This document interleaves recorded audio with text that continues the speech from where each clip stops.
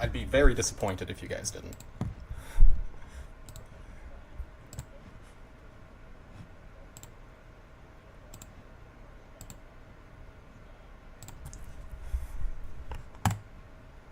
All right, we are live, folks. I'm gonna mute myself for just a minute. While I get set up here, and we'll kick things off.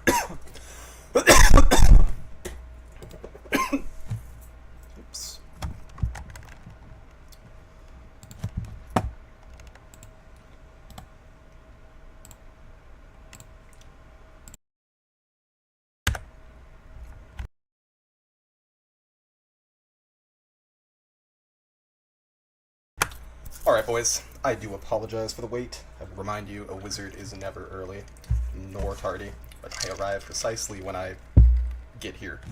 I got my black cherry seltzer. I have my vices of choice. I am ready to kick things off whenever y'all are. Go ahead and toss your signals in the chat, and we'll continue.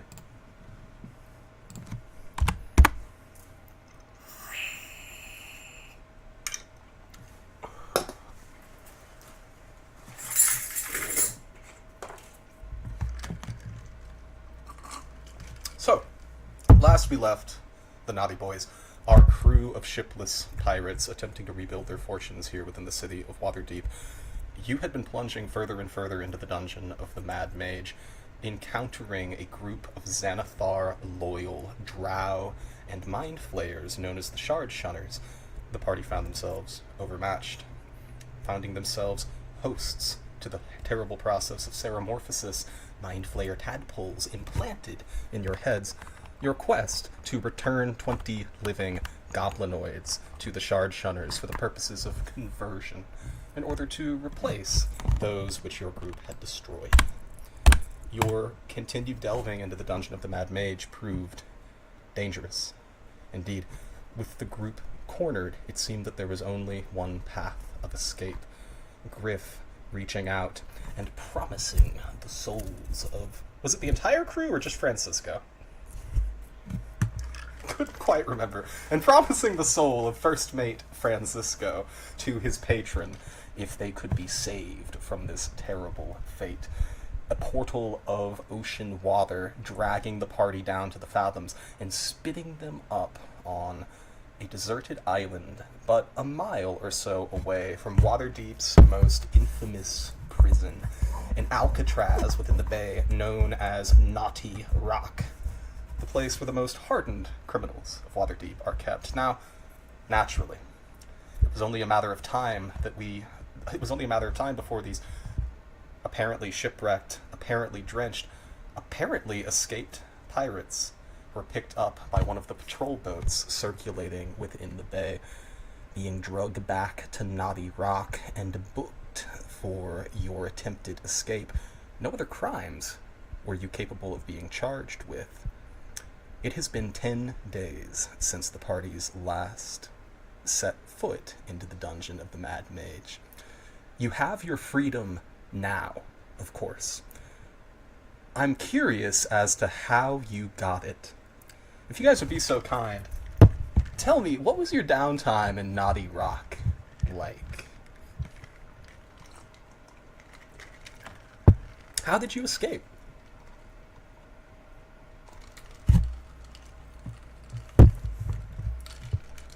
I'll paint a picture for you.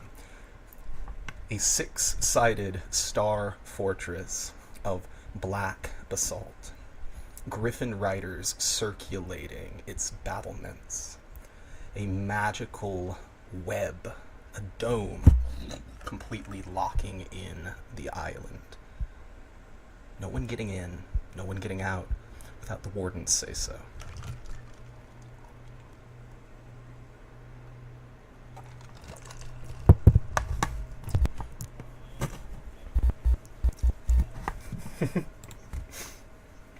How did Yorgos gain his freedom? Let's run this as a skill challenge, shall we?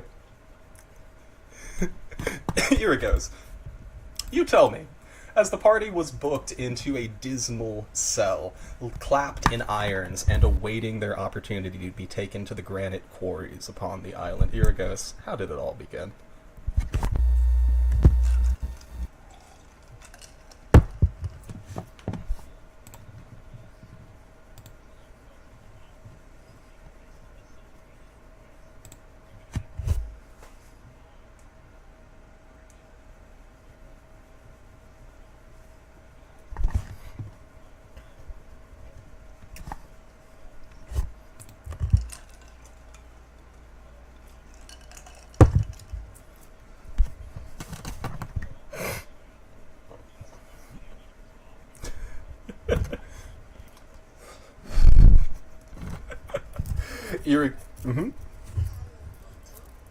Oh, no, if you got something more, go on.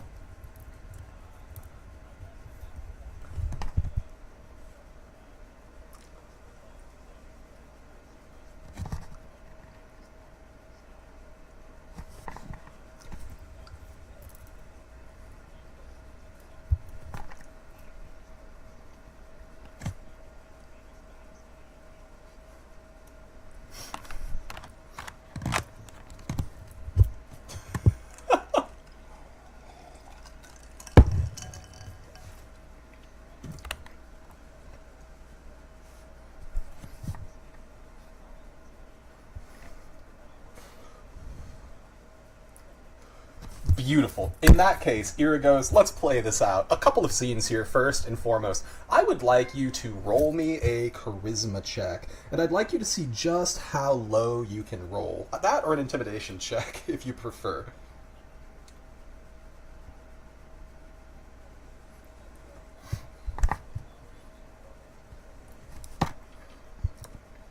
Actually, yes. Also, I'll say roll one more die. We're going to roll this with emphasis. We're going to take the die that is furthest away from 10, because there are good outcomes and there are bad outcomes, and I think both of these advance your goal here.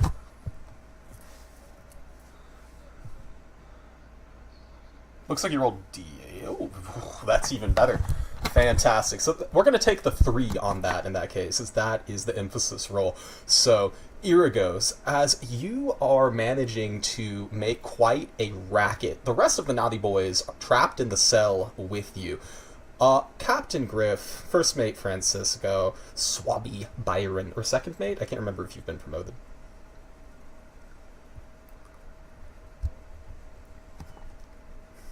Oh, right, it's because the mutiny's over. Captain Griff is captain again. So, very good.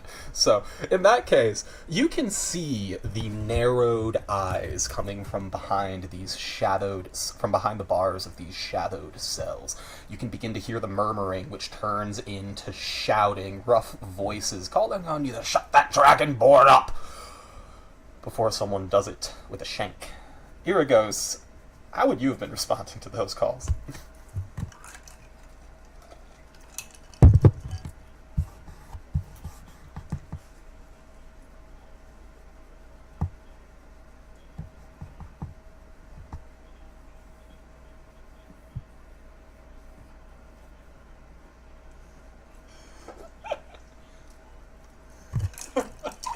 Griff, Byron, Francisco, would you guys simply allow Iragos upon his currently chosen path of destruction?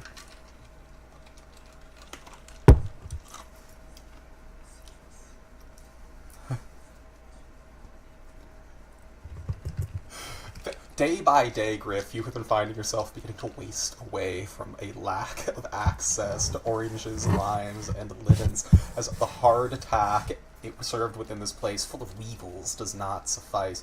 You certainly wouldn't serve this on a pirate ship. That said, Griff, you're also noting that your 2 new tentacle arms, the second one having so recently been gained with your recent pact with your patron, appear to require a great deal more citrus, and you are noticing that each day you go without a fresh infusion of vitamin C, the alien hand syndrome is becoming harder and harder to control.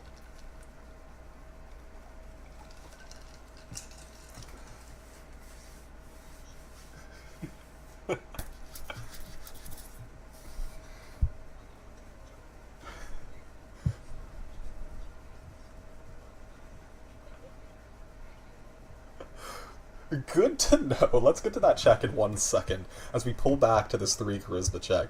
Iragos, you have a great deal of slop, piss, and other unmentionables tossed at your cell over the course of your harangue. However, that night, as prisoners begin to go to their slumber, as that raucous sound of snoring, crying, or night terrors can be heard from the cells beyond, Iragos, you hear a hiss coming from a cell down and across the way, a little far, saying, "Hi, Rockbrain, Dragonborn, you up? Hey, keep your voice down, keep your voice down." And you see kind of holding his hand out of his cell and waving to you from maybe 15 feet away. You can just pick out at the angle that he's pressed himself up against the corner of his cell what appears to be a very grizzled-looking Dweragar man with a bald pate covered in scars and a long purple-tinged beard that runs down his face. He looks at you with his eyes wide, a bright blue even here within the darkness. As he looks toward you, he says, "What's all that you've been saying about gems? Got some familiarity with jewel cutting?"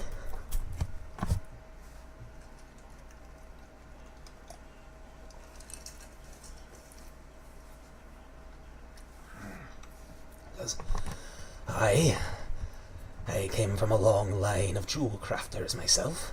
At least, I used to. I know a fair bit about gems as well. You like gems, do you, boy?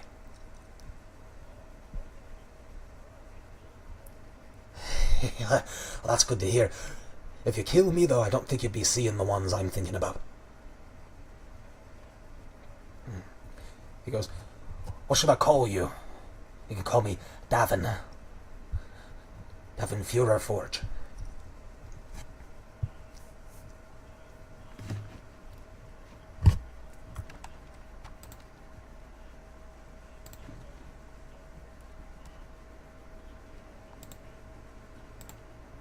He says, Oh, well, that's right friendly of you. You know, you need friends in a place like his twin tail. Call me Davin, Dav, whatever you prefer.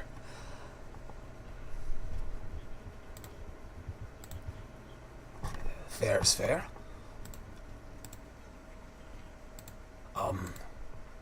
The biggest guy thinks about it and says, well, that'd probably be the lump.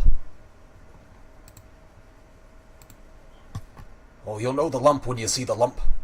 When they take you down to the quarry tomorrow, just look for the fellow that's about a head and a half taller than even the biggest fucking Goliath.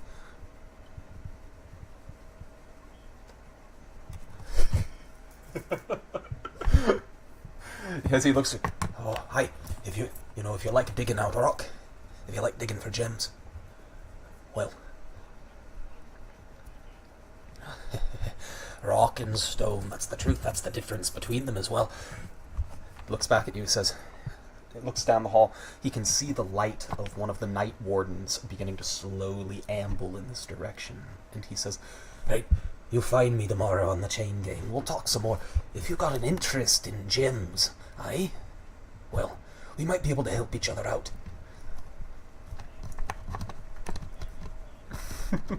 So with that, we will call that charisma check a success in that case.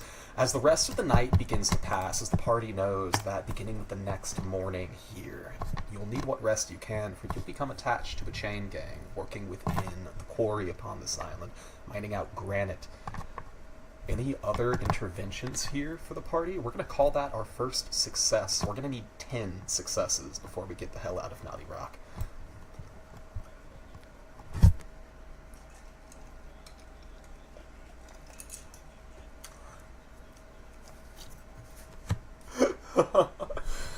As he pauses to actually look at you and say, well, I actually have quite an interest from an academic standpoint. You see like 30 fucking trays and shanks and just like half bricks that have been smuggled into cells just hurled at this guy as he is bludgeoned unconscious in a moment by the other prisoners in front of your cell.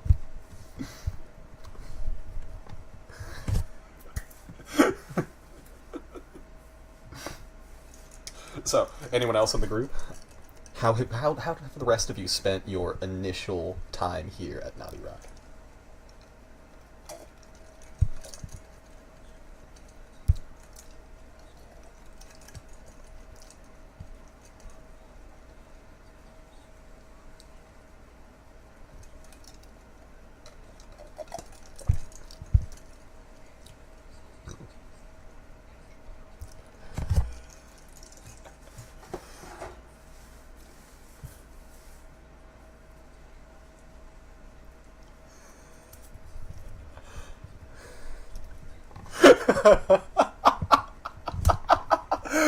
Beautiful. So, as you make your way up to this group of nautical individuals, roll me a D100. Higher, I think, is generally going to be better for you. Your specialty. Absolutely is today. So, Griff here. As you make your way up to this crew, what clearly are a crew of individuals, you can see similar tattoos and that sort of... I don't exactly know what the Faerunian equivalent of Sailor Jerry style is, but like, you know.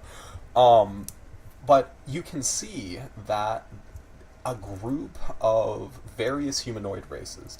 There's a dwarf, a couple of humans, what looks to be a half-elf, and also a big half-orc woman kind of hunched over her tray. As you go to as you go to sit down with them, as you tell your initial story, and they nod and begin to make a little bit of space here. Go ahead and roll me an insight check.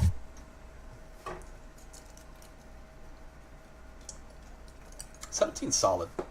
In addition to similar, in addition to similar tattoos here upon the crew, which you can see that there is an almost identical sigil upon each right, just below each right shoulder, upon the upper bicep and tricep. You can also see that there are some identical features among the people in front of you. Long yellowed teeth, long yellowed fingernails, a little bit of tufting of gray hair around the cheeks, even on the half-orc woman. As you begin to sit down here, with your 94, Griff, this sigil upon their arm, I'm going to say that you recognize it, and I'm going to say that it's a company of sailors that you have at least had some good interactions with in the past. I think this would have been long before, probably at the height, in fact, of your puissance as Captain Griff, long before you gambled away the ship. What sort of company do you think these people are? What sort of history do you think you have with them? Maybe not these individuals in particular, but...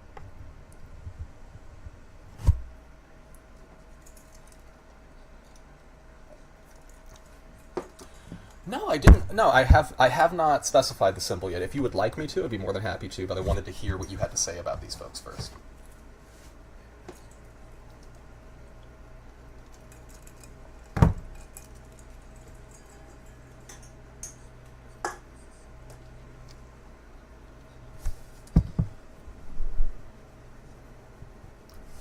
Very good. In that case, you would know these fellows as the Furtive Rats. You can see that the sigil upon their shoulder is a rat with an eye patch standing rampant with an anchor for a tail.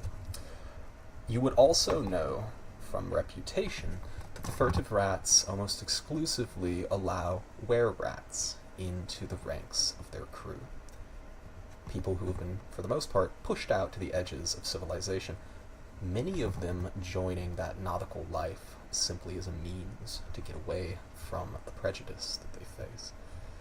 As you sit down at the table here, you see the half-orc woman, who appears to be the leader of this group, sort of chew over the hardtack, making a crunch, crunch sound as she does so, narrowing her eyes toward you slightly, and goes, "It's not bad for without a boat. What they put you in here for?"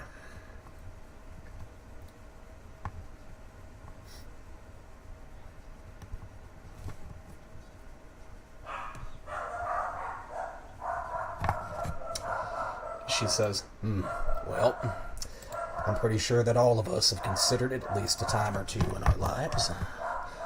The defenses around here are pretty rough, though," she says. "Where they pick you up? At the web? When the Griffin Riders snatch you out the water?"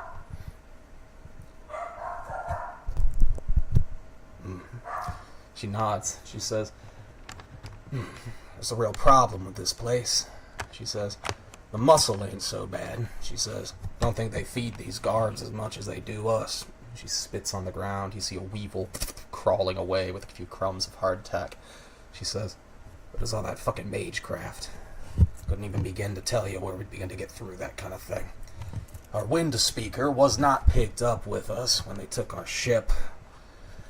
Little bitch had just enough to teleport herself away, I suppose, and no one else."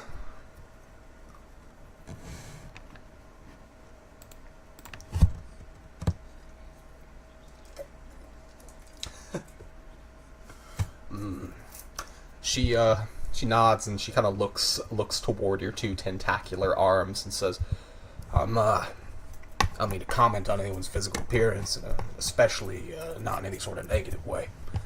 But is that She kind of looks at the tentacle, which is slithering its way across the table toward her hardtack of its own accord, as you give it a slap with your other hand. Sorry, give me one sec.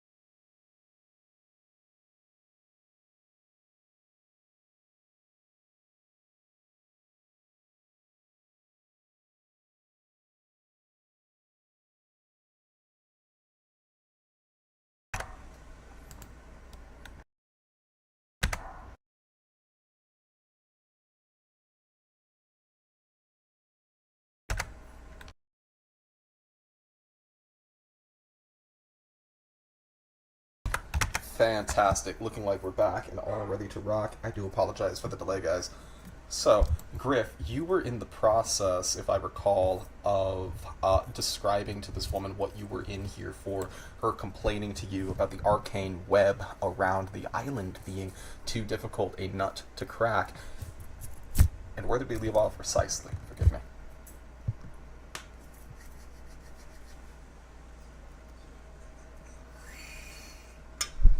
That sounds about right. She raises an eyebrow as she looks up and down at your tentacles and says, I remember this now. I don't mean to say anything negative about anyone's body or make you feel any way. Stereotypes hurtful, right? You wouldn't happen to be, she just kind of gestures for the tentacles. I mean, arcanely inclined.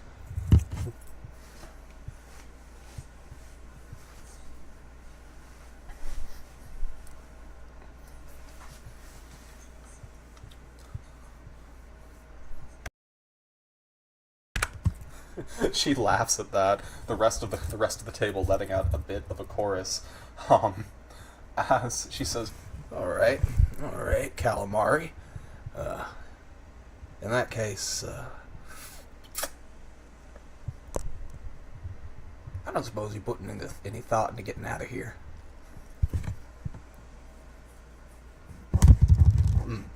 She says, well, one might just be the one we need. She says, everything's else been planned out.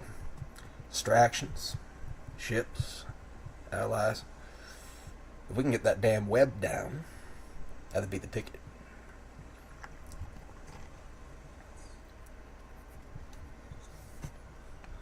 She nods and says, yeah, sort of like, the key in the music box, I suppose.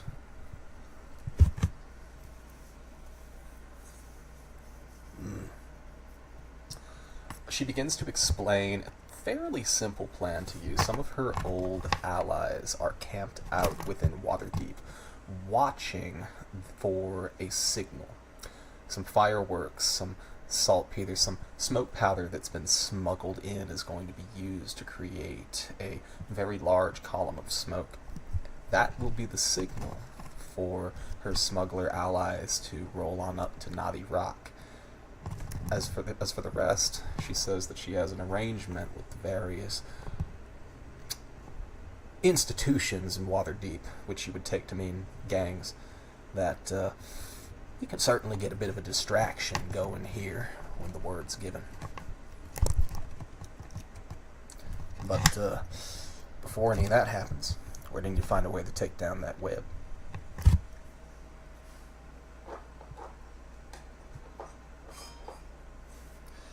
She sort of scratches that furry patch upon her chin as she says, well, you or anyone with the know-how to do it. I don't reckon there's many folks who want to stay inside this rock mining granite for the rest of their lives. She says, maybe you're more of a coordinator, maybe you're more of an arcanist, but if you can figure out the know-how, then it's an opportunity for all of us.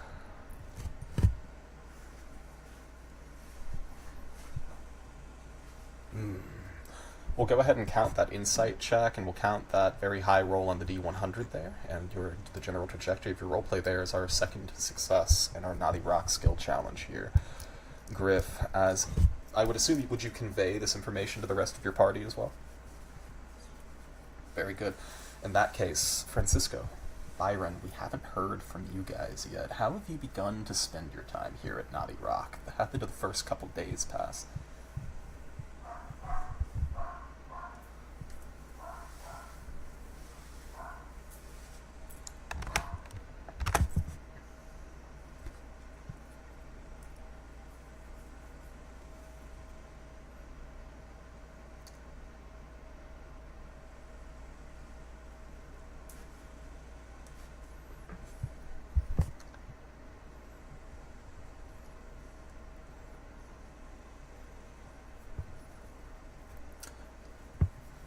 Actually, Francisco, you don't anger the Griffin Riders, as flying above within the yard is perfectly accepted. The web will prevent you from moving beyond, as during the course of your travels and of your daily flights, you see a couple of pigeons and seagulls that just errantly fly into the web, completely disintegrated by the rotating circular rings of energy.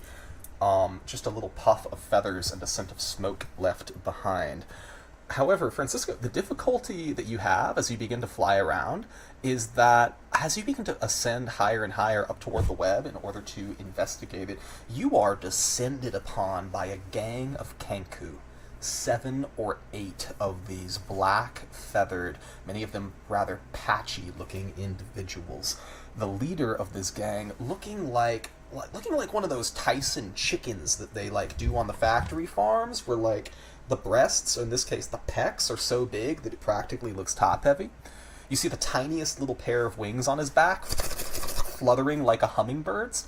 It is this one-eyed Kenku with a patch over the one eye looks toward you with the one good eye like a hawk's eye. The deepest voice comes out of his chest as he looks toward you and says, "What's up, pigeon? You didn't know whose sky this is?"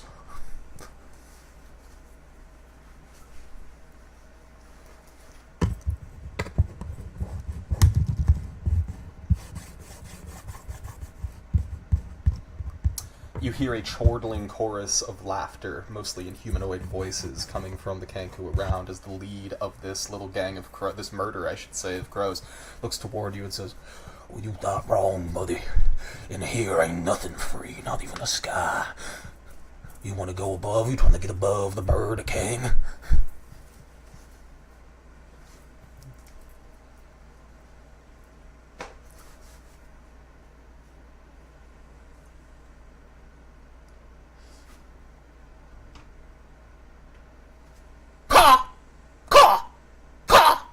He just starts cawing at you as you start talking on him, the rest of the Kenku cawing as well.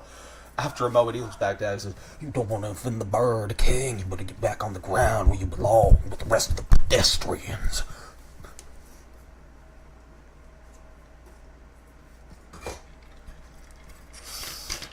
Go ahead and make a persuasion check at disadvantage.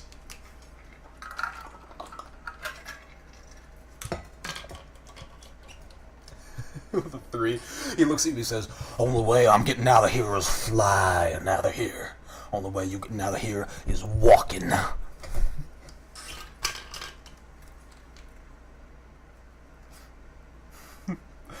Francisco, from what you've heard from Griff, there is some value in order to discovering how this web works, but this murder of Kenkus, who very selfishly adorn the highest perches and the airspaces within the prison yard, proving to be difficult for you to interact with. How do you think you would overcome this difficulty?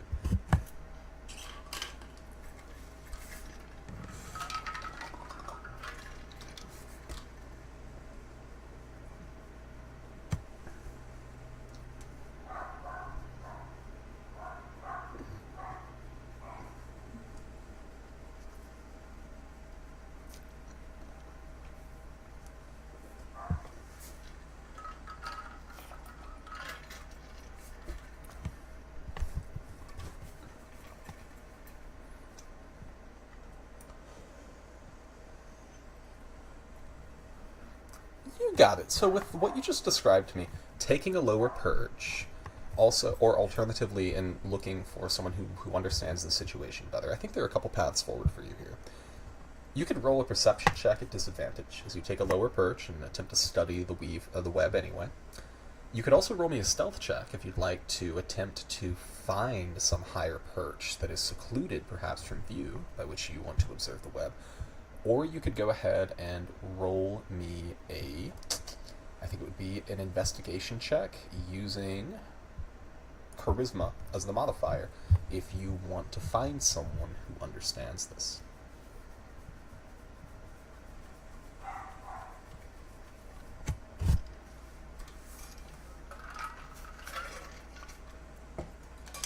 That'd be a disadvantage perception check in that case, yeah. With an 8, Francisco, you watch the twisting rings of the web above as they interlock and interlocute with each other, yet you discover nothing in your understanding that gives you any insight into the arcane nature of the web. Unfortunately, your time spent in the yard on this first day not producing much in the way of resources here. I think that we're going to call that one failed skill check here as the party attempts to escape from Nauti Rock.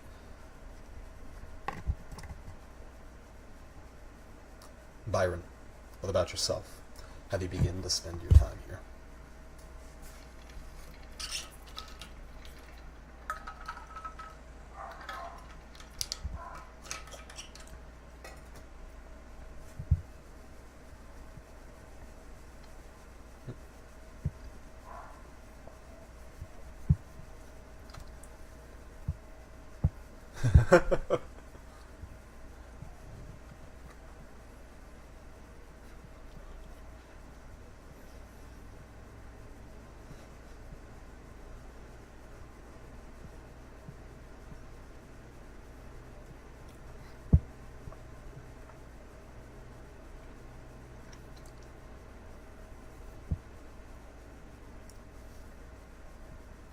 Some like-minded strong boys. I absolutely love that.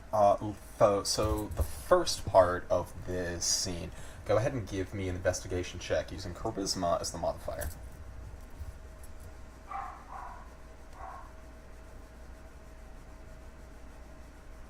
So just, so are you proficient in investigation? Okay, in that case, just roll me a charisma check.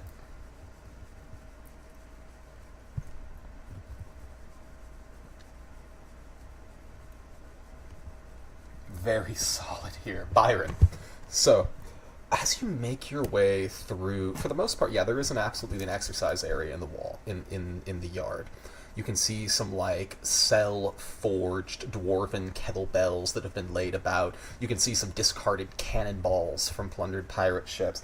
You can see that there's absolutely a bench press that has, like, 6 Kanku sitting on either side of, or perching on either side of the Olympic bar, as this dwarf fella just...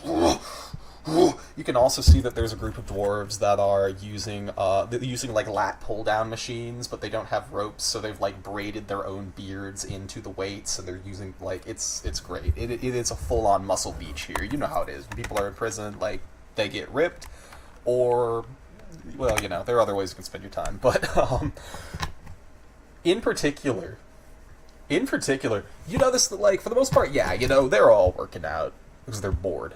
With a 19, though, Byron, you find one individual that's showing dedication.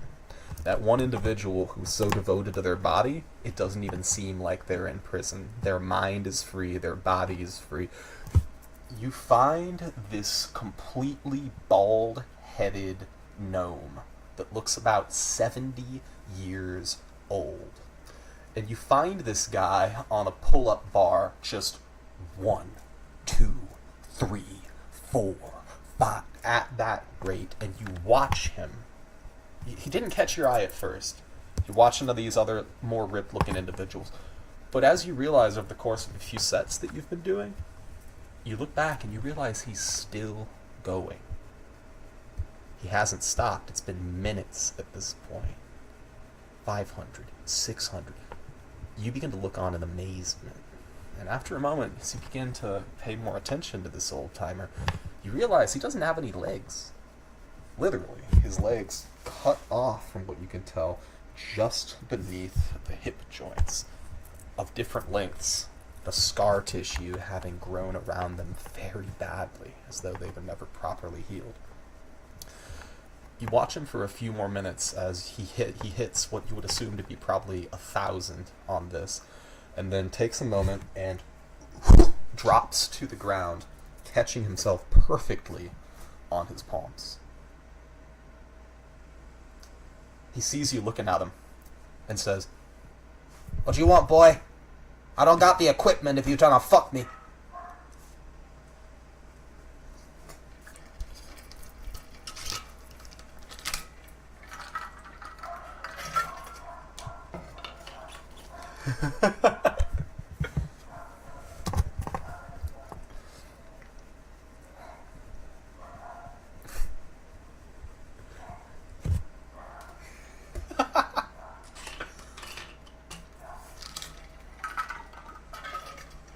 Make a deception check.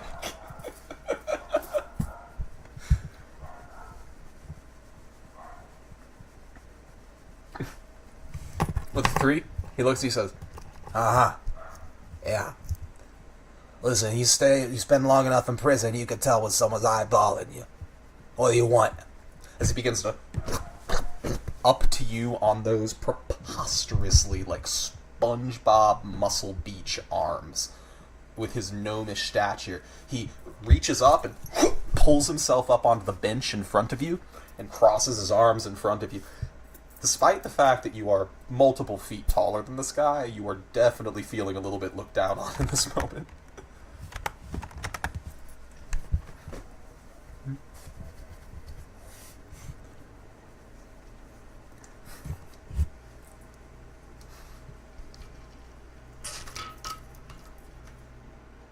The Naughty Boys. Is it some kind of sex thing? Okay. He looks around, he says, Man, fascists just get off on fucking having power over other people. It basically is a sex thing.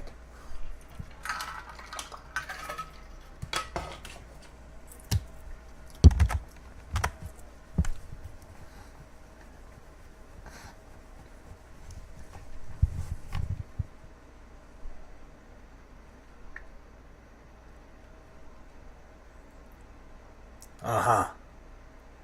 Not interested. I ain't trying to get out of here. and he starts to waddle away from you as he hops back down, and he moves like as fast as anyone walks.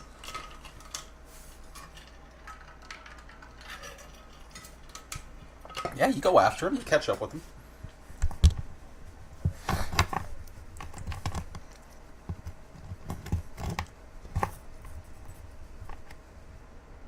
No shit. Byron. My name's Byron. Byron Ironson. Yeah, it is. It's a fantastic name. My father gave it to me before I killed him.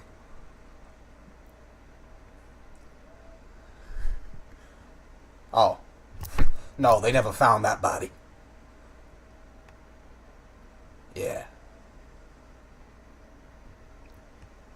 Yeah, I buried him deep. Look, if you're trying to get out of here, I'm not interested. Alright? This place got everything I need. 3 hots and a cot. No one bothers me at night. And I get to work on myself during the day.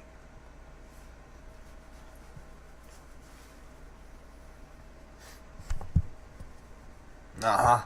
Yeah. Where every fucking person looks down on you like you're less than them. Nah. Here, they know who I am. They understand and respect me. That's not something that I get out in the world.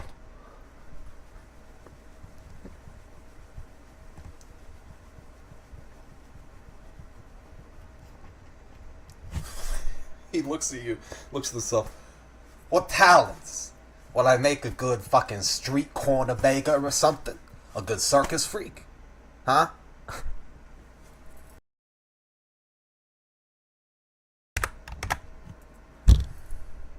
You tell me one in that case.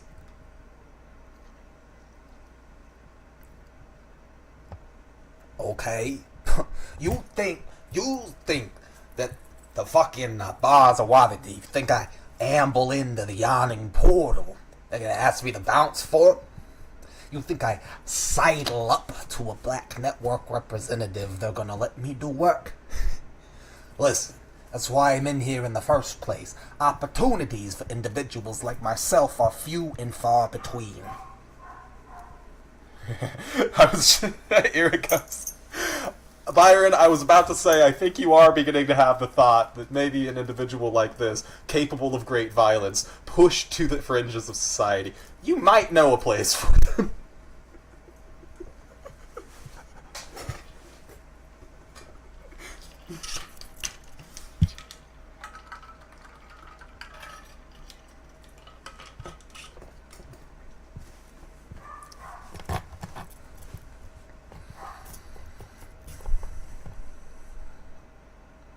Huh?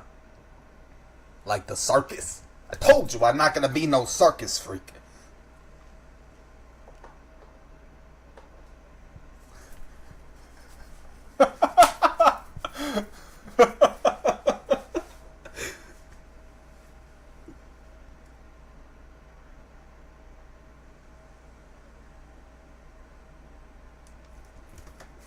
Booty. Is this a sex thing? I told you. I'm not interested if this is a sex thing. Treasure. Treasure. What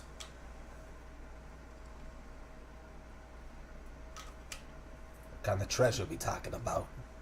If there's one thing people respect, it's a gold piece in your hand.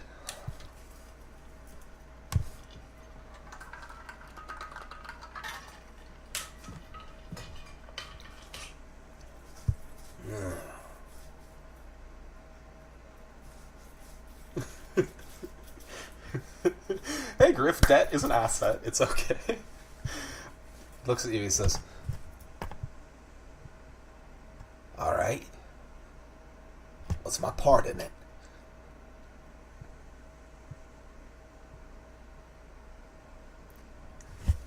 With that, we'll call that a success on the skill check. So you don't have to improvise that. But we'll call that a success on the skill check there, Byron. Very well done. Very well roleplayed. Give me a couple moments to add some fucking people to my notes real quick, because I'm gonna forget about Big Bird. I'm gonna forget about some of these people if I don't add them real quick. This guy is not the lump, in fact. The lump is yet to be seen thus far. Yup.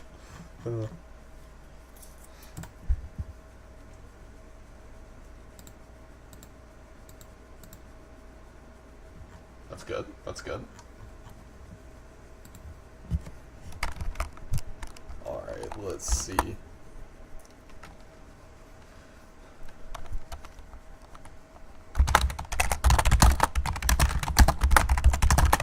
Alright, Big Bird the Kenku Gangster. What did I say this guy's name was? The fucking gnome? Byron Ironson. Byron Ironson. The Brooklyn accented gnomish bodybuilder.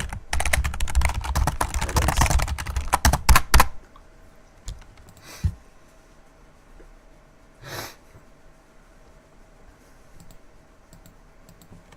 Oh my god. And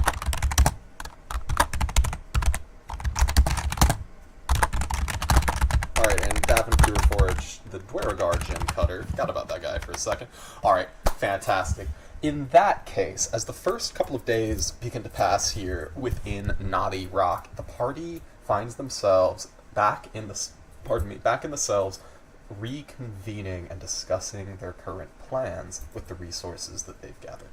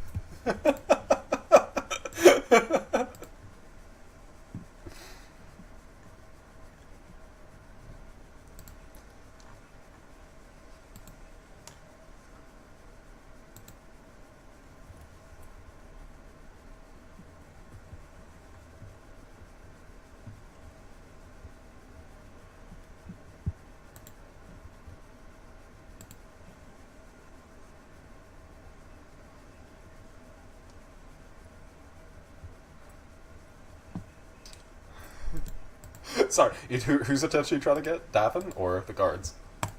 The guards? After a moment, you see a very stone-faced dwarven individual, his hat at that precise 90-degree angle, come marching up with his hands smartly behind his back. He tilts his head, his gray beard lolling to the side as he regards you silently.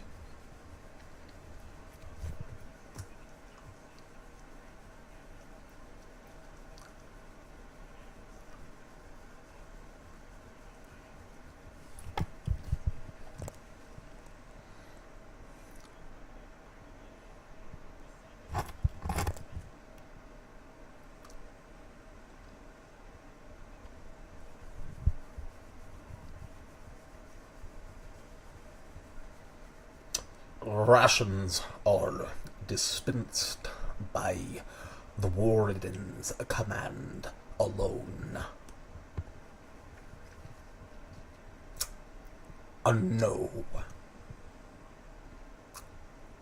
The warden has no time to spend upon the ramblings of criminals such as yourselves.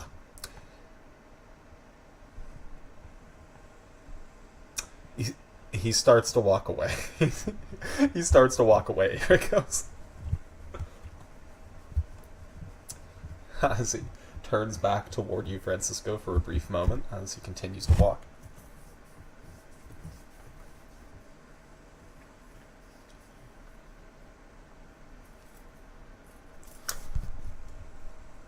Make a deception check. DC 10.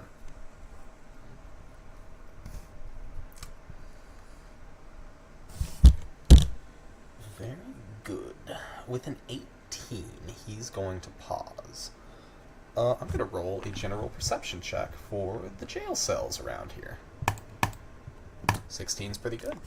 You can tell with your passive perception, Francisco, and your passive insight, that the few conversations that were rolling throughout the cells nearby are beginning to drop down, as your voice having carried through the echoing stone here, audibly. The guard turns back toward you, marches slowly back up in front of the cell, and says, "If you have information about crimes or criminal activity, then you would be considered to be obstructing justice if you fail to report it."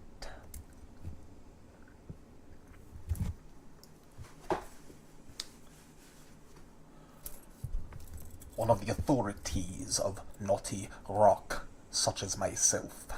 He produces from his chest pocket here a notebook and a plumbago pencil as he looks at you and says, "Speak."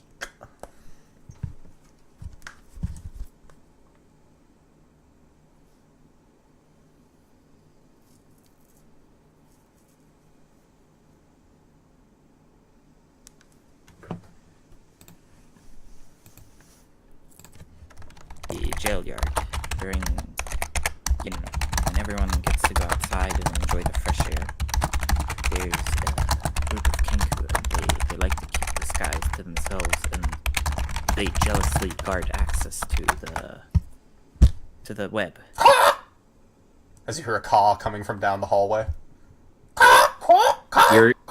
Your ghost will call back. Your ghost will make an intimidation check. Immediately call back. Make an intimidation check. You've been spending some time around Cornelius. We'll see if you've learned to caw. Okay, intimidation? Yeah.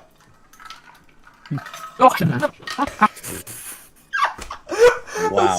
As you go to caw. Do I let out my breath attack by accident and hit the guard? No. Oh my god, that's tempting. But god, I don't have the energy for that. No, as you go to caw here, you basically accidentally say in bird language, "I'm a bitch, come take my food, my friend's a rat," like completely accidentally, it's just a complete slip of the tongue with a 0 intimidation check here. You hear the cawing grow louder and louder, and you hear the voice of Big Bird from somewhere down in the cell. "I'll see you in the skies tomorrow, chicken!" Francisco. The guard does not even blink as he looks toward you, his pencil having stopped its movement, and he says, "And?" And they're investigating the web. Probably trying to take it down. And what evidence do you have for this claim? Well, the evidence of looking up during jail time, you can ask any other guards that are, keeping watch on the yard tomorrow to keep an eye in the sky for some kenku. And you'll notice they're spending an awful lot of time up there. Make another deception check. I feel like that one's kind of accurate, but it's the same bonus. Noted. This begins to walk away from the cell once again. Well, I think that went fantastic. Don't worry. This is where we get on to plan 2. All Is right. violence allowed in here? Yeah. Shit.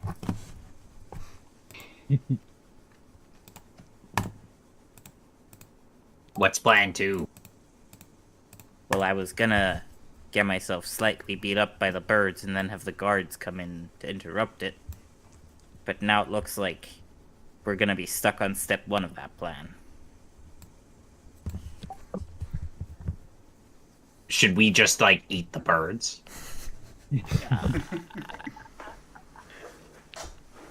I think I know someone who really likes to eat birds, but I'm not sure I've met them yet.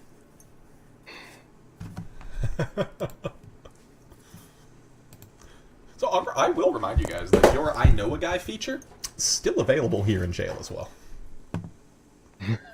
Your ghost meets his cousin in jail. He finally caught him after all the body parts he's taken. Oh no. Gecko! Gecko! It's me! Yaku. Gaku, that's it, right? So, here's what we're gonna say. Francisco, I'm gonna count that as our 4th success here. Although there were some complications, although it could have gone better, I think that you have moved the escape here in the correct direction with that initial deception check. So, in that case, the party convening here within the cell for the evening. Any more discussion of your plans, or do you simply prepare yourselves for what will inevitably be a difficult day busting rock tomorrow? Yorgos immediately, because he knows we're busting rock tomorrow. You've never seen somebody so happy to mine a bunch of rock. Like a child before Christmas, Iragos, both of your tails are twitching in your sleep as you just can't drift off. And he stands up and once again, and I don't even know if this is what night this is, but here it goes. I just want to make sure everybody knows how to mine properly and what a gem looks like. So I'm gonna cover bases 1 to 33 of what all the gems look like. So if you find one tomorrow, you know it's a gem. And Irgos just starts talking again, so everybody can hear him. Oh, very good. Anyone else? Here he goes. Can you stop talking about gems for a second? Gives you this side eye. Why? Look, tomorrow, the Kenkus might decide that they want to give me a piece of, a piece of a beating or so to say, and, maybe you could, use that as a distraction to take a look at the web, since you're so magically inclined. Maybe there's some gems up there. Oh, gems? You think so? Well, I don't know. Could be. Alright. But you know the promise of gems. If you lied to me, you owe me a 50 gold piece ruby, right? Hey, I'm not lying. I'm saying there could be. Magic uses gems sometimes. No, I mean a yes or a no.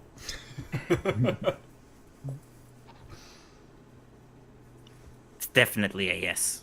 Alright. Your ghost turns around. You've all been saved today. Just make sure you remember 1 to 13, alright? Your ghost walks away. But make sure you check everywhere before you say I'm lying. That's not okay, gonna go maybe. wrong.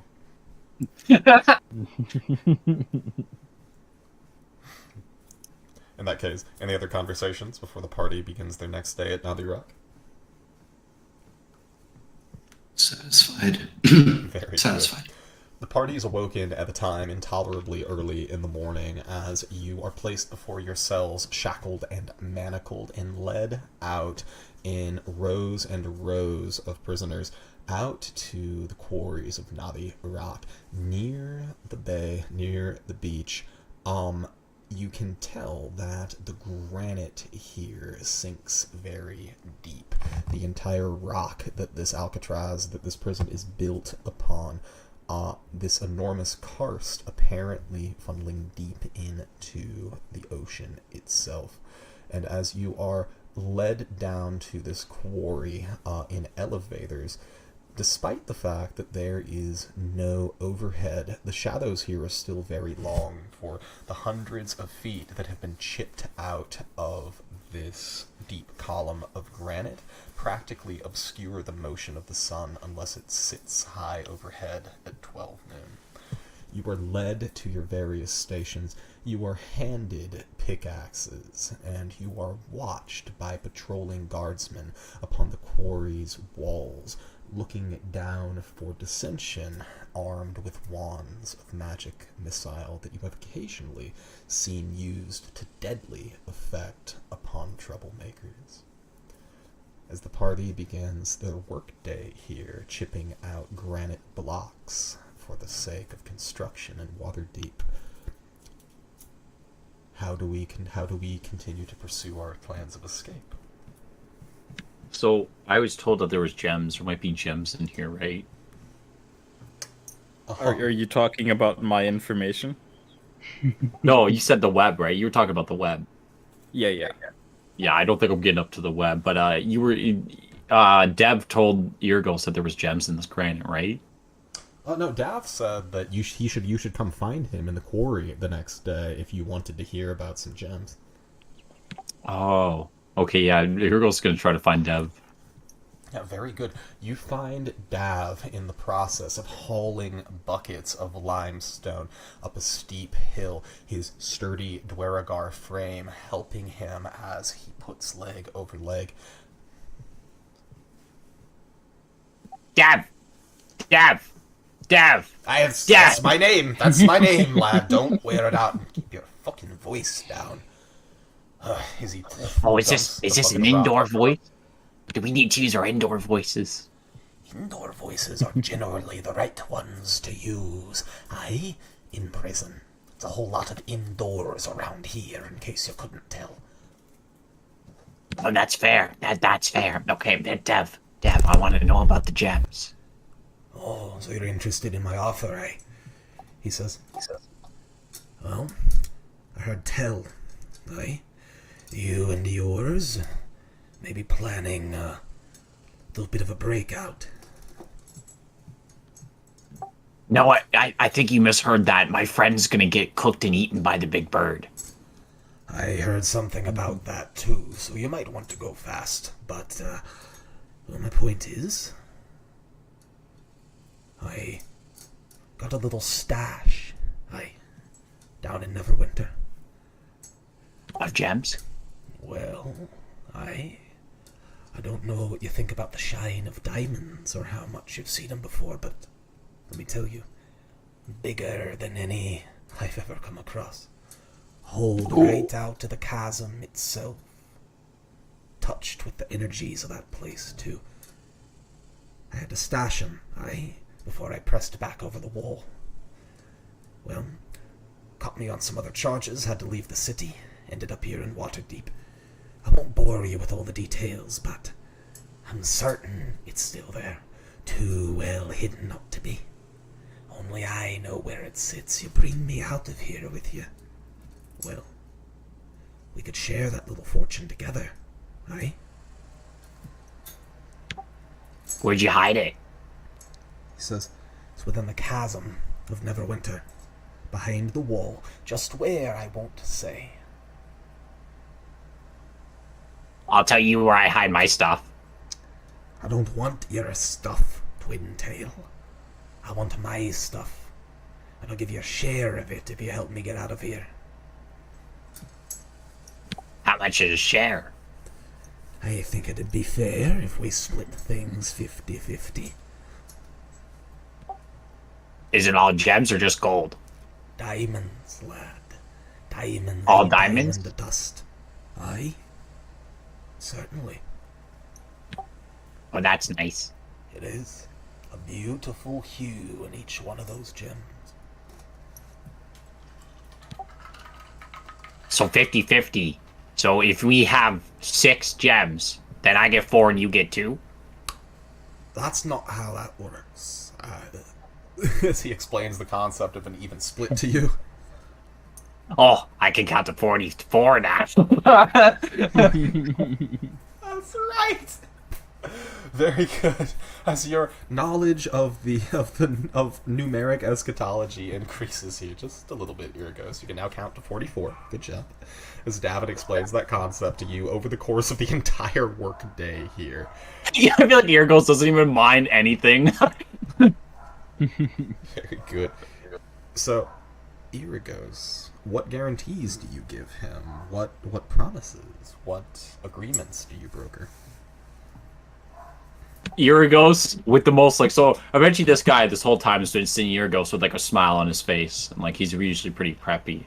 But when Gems come up to him and he's like, hey, yeah, like, let's make this deal, he sees Irgos' face go like straight and very serious for a second, and he just looks at him and goes, I will slaughter and gut every guard in here if you promise me gems. I will kill everyone I see.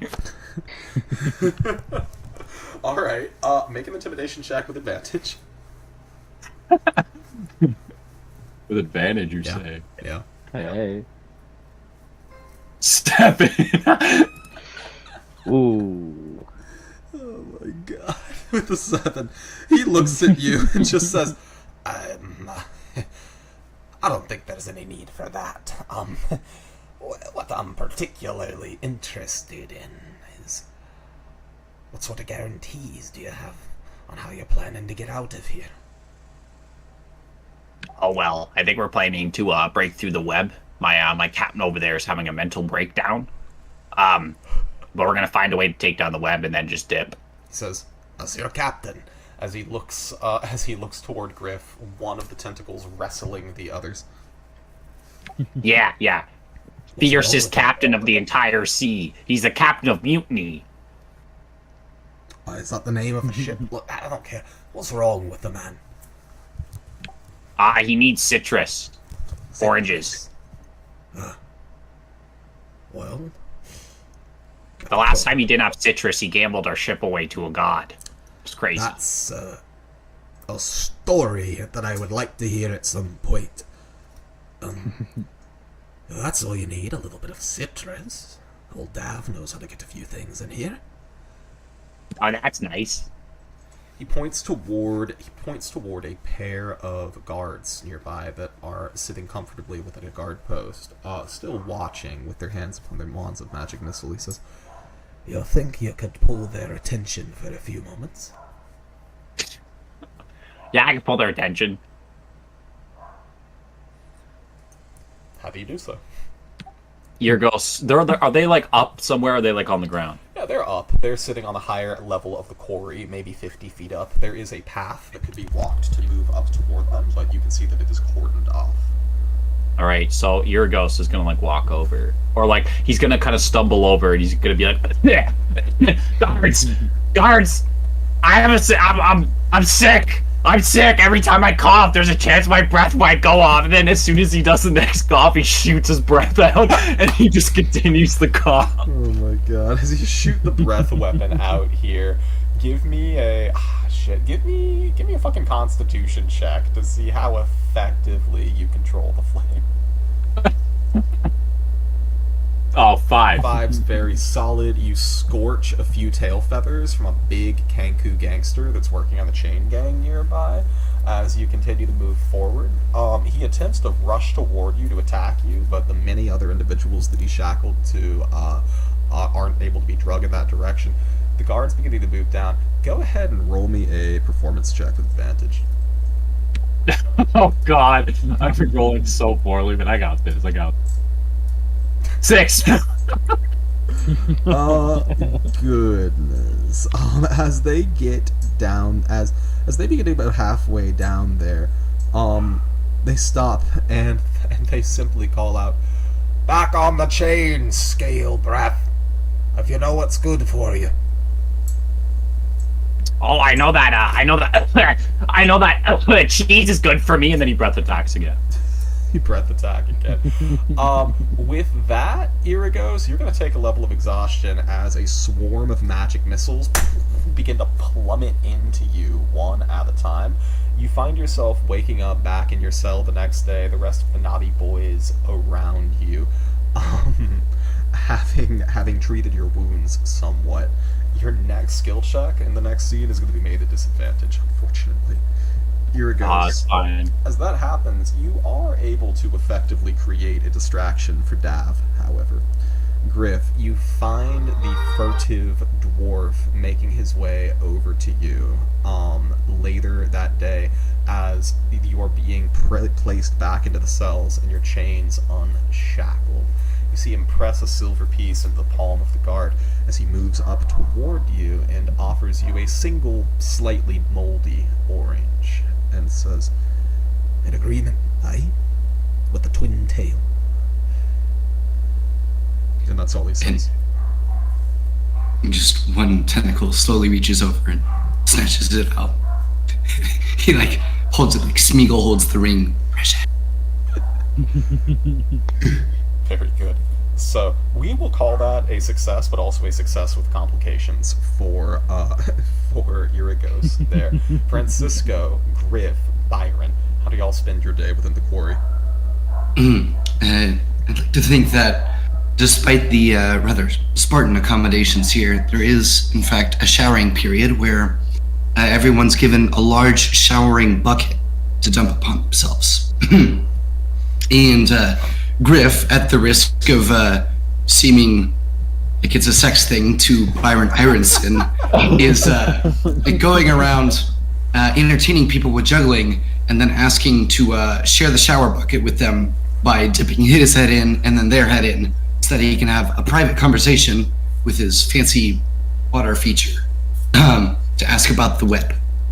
Very good. So in that case, I think this is a multi-part skill check. First and foremost, what kind of person are you looking for? Or are you just going full on, like, you know, throwing it at the wall and seeing what sticks? Any Kenku that'll let me around them, and then after that, people that don't look so familiar, like not the smugglers, not the bodybuilders. Okay. But Kenku first. Very solid. With the Kenku in that case, as you watch Big Bird's gang for a little while, you try to begin to get a sense of the way the crew structure works, right? You know how it is. There's always there's a Cornelius in every group. That's just the law of the sea, and you begin to look for the weak link within this party. Go ahead and make me an insight check as your first entree to this skill challenge. Sorry, what kind of check? An insight check. Certainly. Insight. 4. With a 4, it's difficult. The fact that Kenkus are mimics is troubling. I mean, they all start to sound like Big Bird after a while. They all begin to mimic his personality. You're having some trouble actually choosing, like, a group, or not a group, but rather, you're having some trouble actually choosing your mark here. Eventually come to the conclusion that you're just going to have to try a random one, or the first one that you have solo access to. As you find yourself toward the end of the day, as the prisoners are being given those water breaks, the showers, you find yourself sidling up to to one of these Kenku that's on the chain. As he looks toward you briefly and just squawks, and then turns back to his work.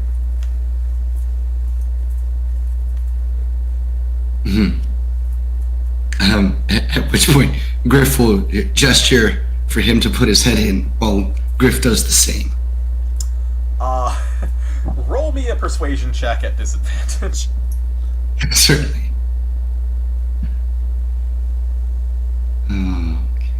Disadvantage. Click. Persuasion. 24. 24 is not bad. I need a little more context on how you persuade this unfriendly Kenku to do this, though.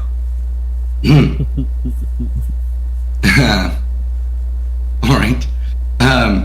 So I know birds like the shiny things, and so I have stashed this, rusty nail that has one spot that's not so rusty underneath the chain, and I choose this precise moment to unveil the shiny part of the nail. And as he's distracted, I shove his head into mine as well. As you begin to hear the burbling from within the bucket, you plunge your head in as quickly as you can for a furtive telepathic conversation. Griff, what do you say? Quick, everything you know about the web. Make an intimidation check with advantage as you're trying to drown this Kenku.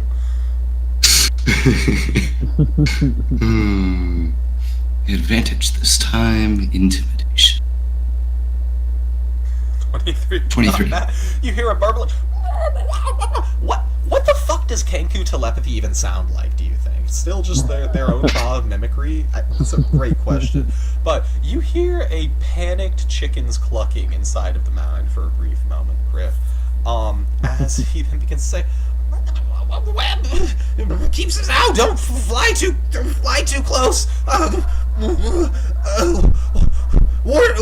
Warden keeps the control locked in his office."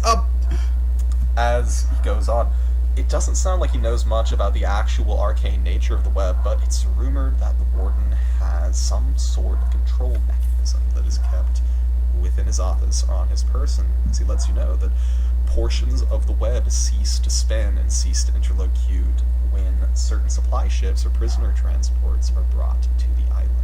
So there must be some way of controlling it remotely.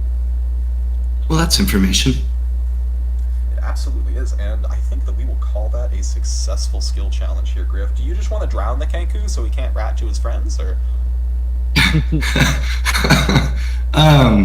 No, he didn't look that intelligent in the first place. I think he'll be fine walking around being the meekly bird he was. Very fair. So He got against birds. it's just yeah, good question, Francisco.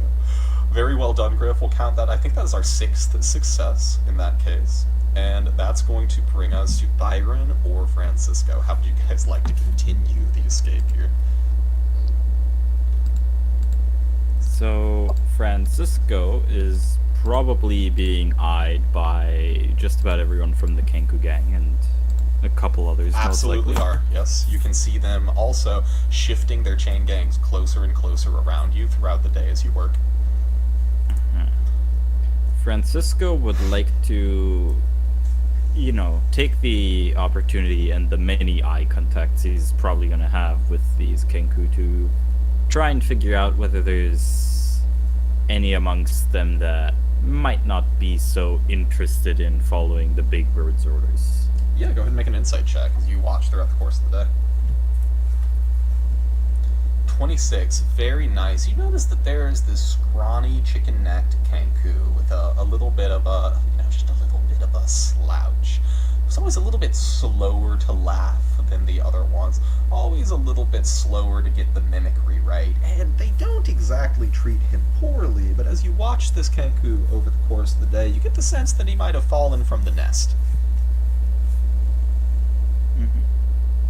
As in, he's just dumb, or he's A little, not? little slow.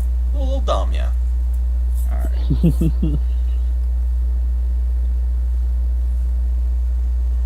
Francisco will take note of who this Kenku is, and We'll call him Birdbrain, because that's a familiar epithet here. no. No? Francisco would like to. Would there be an opportunity where the chain gangs of that specific Kenku and Francisco's might be within a reasonable distance of each other? Oh, definitely, because the Kenku chain gangs are intentionally pinning you in over the course of the workday here as they shift closer and closer to you and the Naughty Boys.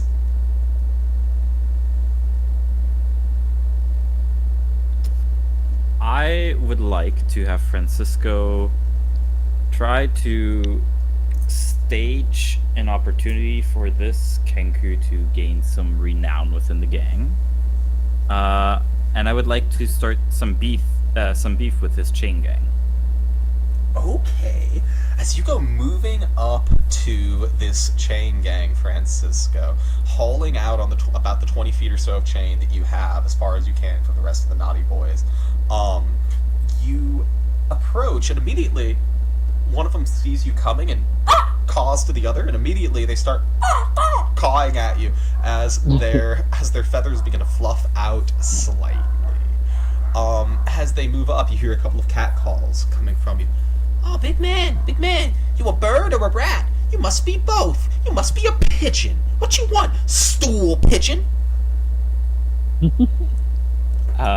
Francisco will, as much as possible, try to, like, isolate his positioning towards the uncertain one, and will retort back, if anyone's a rat here, it's the bunch of you black flying shits. And he would like to start a little brawl. That's absolutely going to do it. So, Francisco, I think this is very astute of you. With the 24 insight, building off of that, I mean, you knew from the second you woke up this morning there was an ass-kicking coming to you today. All you can do sometimes is lean into it and make the most of it, and I think that's exactly what you're doing here. Go ahead and take inspiration. I think this is a very brilliant way for you to approach this. In addition to that, go ahead and make me... This is going to be interesting, okay? So here's what I'll tell you. You can make a performance check at disadvantage, and that will allow you to make your athletics check at advantage. Or you can make your performance check at advantage and make your athletics check... Or, sorry, not your athletics check, your constitution save at disadvantage. Because the question here is going to be, how hard can you throw this fight and avoid getting your ass kicked / killed too badly? So if I take disadvantage on the performance, I'm making an athletics with with advantage. If you take, you'll be, sorry, a con save with advantage. Okay. Yeah. Do I have to succeed on both or just one? So there are different questions here. The performance check will be to how effectively can you make it look like the slow bird here is, kicking your ass while the others are not. And then the constitution save will be to see how effectively they actually kick your ass. Okay, I'm gonna take advantage on the performance check. Go for it. Let's see here. Oh no! With a 6, Francisco, wow. You start to square up to the slow bird, and he's like picking his nose with his talon. Immediately from behind, you feel 3 times someone shanking you straight in the fucking kidneys. Just immediately they collapse on you, and it's all defense here as you attempt to fucking survive what you realize is going to be a brutal gang jump in here. They're kankus, they're magpies, they have an eye for shiny objects, and they have all the time in the world to sharpen them down to a point. Go ahead and roll me a con save at disadvantage. What the fuck is this? Okay, well, I guess the dice have just decided. Francisco, you do not very effectively implicate Slowbird here as the new, gang leader, really at all. In fact, he does not manage to get a single blow in on you during the entire combat. However, with a 20, with a 19, rather, you do not suffer the up to 3 levels of exhaustion, which would have been available to you here. You suffer only 1 level of exhaustion, Francisco, as 7 Kanku try to stab you to death until the wands of magic missiles blasting into the air break up the fight. Make me a perception check, real quick. This one will not be at disadvantage, just a straight perception check. Alright. The 21, as you see the guards come down, you see Big Bird hailing that stone-faced dwarven guard that interrogated you last night. As he comes over, you see Big Bird take something shiny out of his plumage and press it into the hand of the guard, who closes his fist around it and then walks the other way. Noted. Very good. Francisco, we are going to call that one, I'm very sorry, but we are going to call that one another failure, as Fair enough. did not manage to implicate Slowbird here and use him to your advantage. That's going to bring us, I think, to Byron, yeah? Byron I think, would have loved to do something towards the cause today, but I think the allure of extremely strenuous work has taken over him, and I think he just spent the day working his ass off in the quarry. Like if anyone's breaking rocks around him, he's breaking more rocks than them. He's carrying more rocks back than everyone else, walking at a faster pace. He's just, his competitive nature is just kind of taken over, and he's just working in the quarry. That's very solid. In that case, no, that's very solid. Byron, go ahead and just give me an athletics check, because you do what you can to put in a hard day's work. All right. Oh. 13 is not bad here. So here's what I'll tell you. If you'll risk a Constitution save, I'll give you advantage on this check. The penalty for failing the con save would be a level of exhaustion. Yeah. So Constitution with advantage. No. So just give me another athletics. Yeah, Constitution with advantage, or sorry, straight con roll first, and then we'll have another athletics check, which should represent the advantage die for the athletics. Didn't he just get the crap beaten out of him? Byron? No, that was me. Yeah, that was Francisco. Oh, my mistake. So just a Constitution. Yeah, give me a con save. Oh, save. So with a 9, Byron, you do work yourself to the point of exhaustion today, busting rock, but your focus is on it entirely. Go ahead and give me a second athletics check here to represent the advantage die. All right. 24 is much better. Byron, you do indeed make an impression upon the people within the quarry, the prisoners and the guards themselves in particular. You find at the end of the day, Byron, after the party has been led back in chains to their cell, that there is a double ration that has been provided for you and your cellmates by the guards. I'm going to say that that check, we're going to count that as a success, and we're going to say that that double ration is going to nullify any of the exhaustion penalties that have been accumulated by the party so far. Hey, solid. So, Any and all? yeah, any and all. For Byron, for Francisco, and for Yorgos. Absolutely. Nice. It was worth getting shot at. It was worth getting shanked. Hold up, that goes to the My Girls hard channel. work paid off. Hold up. It was worth getting shot at. Here it goes. This is a fantasy game. Hard it's paying off. It was. Don't come for reality like that. Francisco. Oh god. Fantastic. So, in that case, that's going to bring us... shit, was that our 6th or our 7th success? I think that's our 7th. 7. Yeah, that's our 7th success in that case. So, as the party awakes the next day, you know that there are still things necessary to be done. You have spoken to Davin, who has been providing you over the course of this week with continual infusions of citrus, many of them moldy, but keeping your wits about you, Griff, as over the course of the night's continued conversations, whispered conversations with Uragos, as he attempts to extract pledges that you will bring him from this place with you. The party has heard some rumors about how the web can be controlled, yet they have not yet discovered any definitive arcane information about it. You have heard that the furtive rats have a distraction ready as soon as and transport as well, as soon as the web can be taken down. With that in mind, we're still 3 successes away here. How would we like to handle it, guys? No, I'm guessing we can't use magic in here. You do not have access to your holy symbol or to any form of spell component, but there is not an anti-magic field over this area.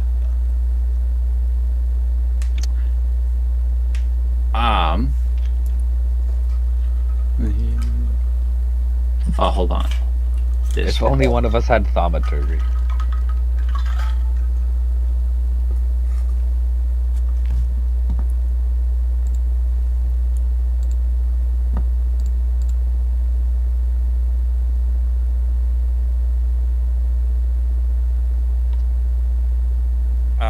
whilst that is being mulled over, the sharp object was given to the guard, or...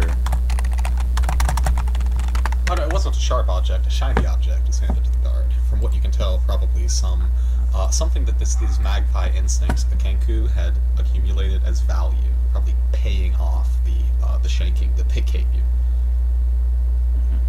Gotcha.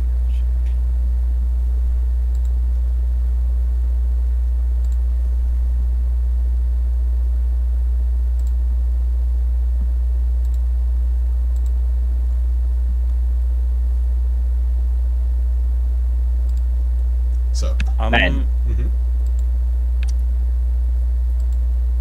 Does that mean I'm allowed to use channel divinity?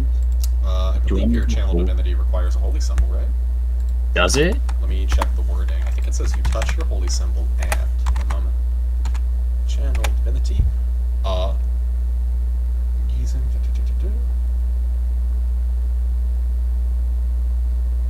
yeah, as an action, you present your holy symbol, speak a prayer censuring the undead, and as a forge cleric, Damn. let me see here. I was looking at Artisan's Blessing and just to make a new holy symbol. And with Artisan's Blessing,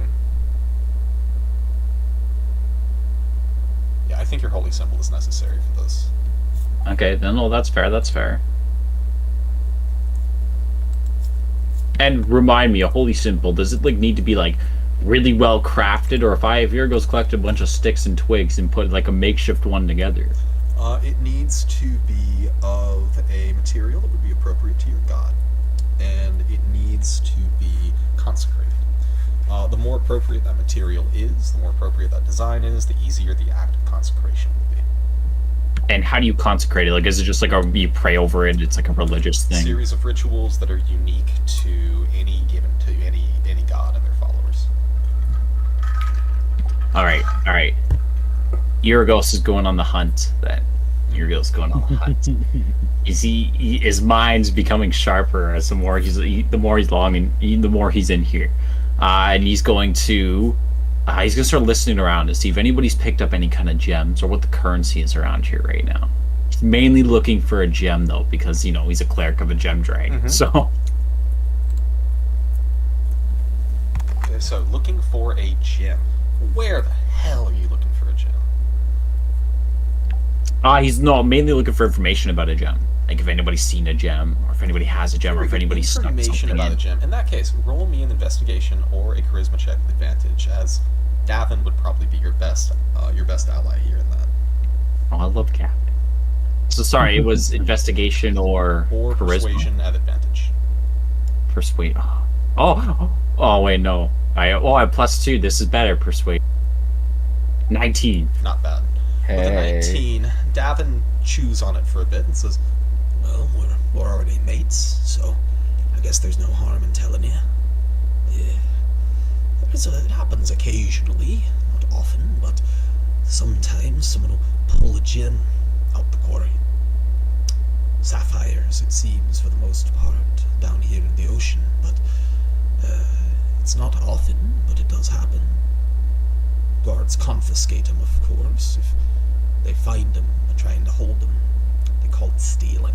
Add years to your sentence, but if you turn them in and report them, it's double rations for you, so oftentimes folk will do that. Do you know if anybody's carrying one? Make an additional persuasion check here, no advantage here. Sorry, make a what? An additional persuasion check without advantage here. 11. With an 11, he thinks about it and says, Well, Twin Tail, I've helped you and your crew a fair bit at this point. What guarantees have you got for me about this little escape? If I can get a hold of that gem, I can make a holy symbol and gain all of my magic back. I pray to a gem dragon after all. And what are gem dragons love gems the most? He says, Aye, and what about that web? What have you learned about that? What about our exfiltration? What about... Has Griff explained, has Griff gone over that? like the new information about you like? would have had an opportunity to do so for certain. Whether Griff has done so is up to him. Only if you could understand it through the ramblings of a man speaking of the web. I'm sure Earghost could have picked some stuff up. Make Not an full Arcana from check. an Arcana. Oh yeah, I'm a 2. You have very little to give him on that account. He grows frustrated. He says, Well, Twin Tail, you gotta give me something. What guarantees do you have?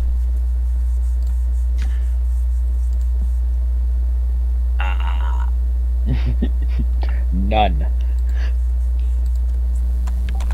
Listen. I will keep you updated and stuff. But like I said, you get me this gem, I could possibly take down that thing by myself with my magic.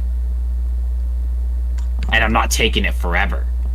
I just need to know. I just need it for like an hour to do a ritual. That is all. I will give you one more persuasion check here at disadvantage. Yeah. Disadvantage? Yep. 19. Oh, 19. I'll be damned. Okay, with a 19, Hey. he chews on it for a moment, and he says, Well, I might have seen something. You can't be going around telling anyone. Ear goes, one eye blinks, the other eye blinks. Yep, don't worry. no, God damn it. he cocks his head at that, but continues and goes, Earlier this week, saw the lump looking at something real furtive like. Stuffed it back in his pocket when he saw me eyeing him. Much stone as that big bastard gets through. It wouldn't surprise me if he'd found something shiny trying to keep it to himself. Ear goes on to say, alright, the lump. Got it. I will be speaking to the lump. I'll bring my own muscle. Well, I hope you do. He's a big bastard. Mine's like a skinny bastard, but you know, when he gets real mad, he gets real buff. Alright, well, Davin wishes you luck with that. In that case, we'll call that a success. 8 successes thus far, looking for a minimum of 10 more if we would like our trajectory back into Waterdeep to be even more comfortable. Who's next? Earghost will tell the party about basically this whole thing. Like, hey, if we can get or more secretive, like together, like at the back of the cell. We'll put like Griff in like hearing distance, but will put him in the front of the spell in the cell so we can keep rambling, so the guards just think we're crazy. And Earghost will be like, guys, the lump might have a gem for us, for me. If you could get me that gem, I might be able to make a holy symbol for me and Griff, and then we could start using our magic again.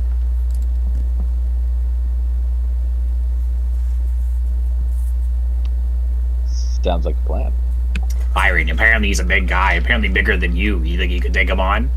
Maybe in muscle, gain some respect? Easily.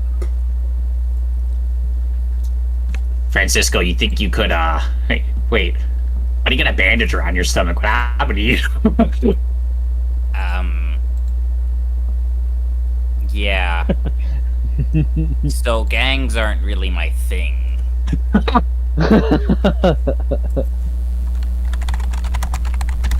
What about this Big Bird guy? He said he's got like some sort of control over the guards.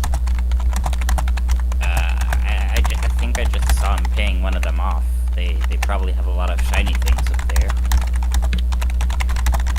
If you want, I could try and serve as a distraction so you could look for gems and their hideaways. Do you know where their hideaways are?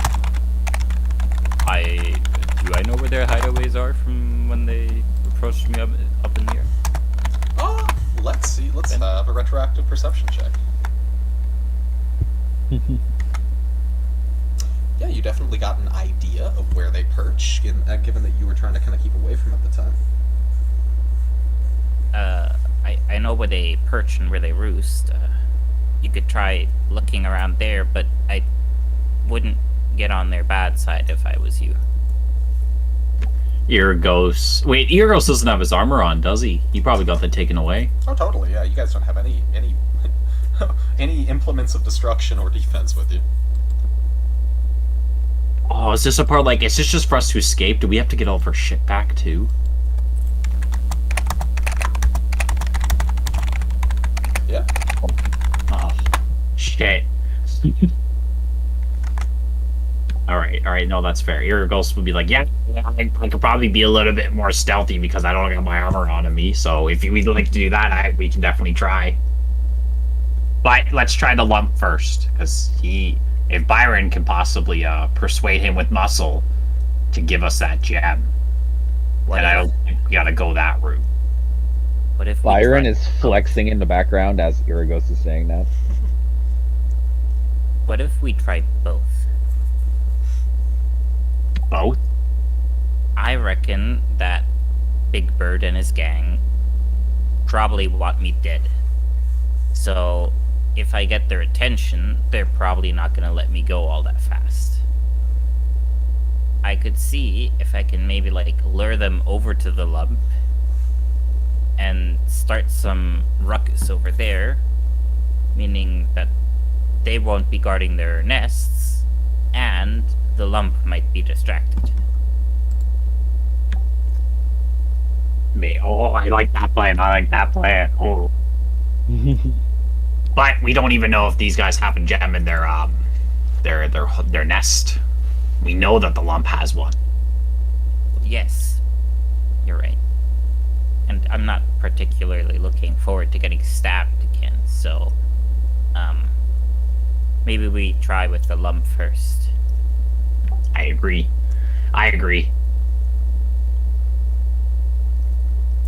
What do we know about him? He's real big. Bigger than a Goliath, apparently. And that's it. That's it. Irregos smiles like he just gave the most crucial information he's ever given. So proud of himself. Oh no! You know what the guards took from me? My dwarven skull and the head of the Cobra Woman statue. No! I'm sure it's all in evidence, don't worry.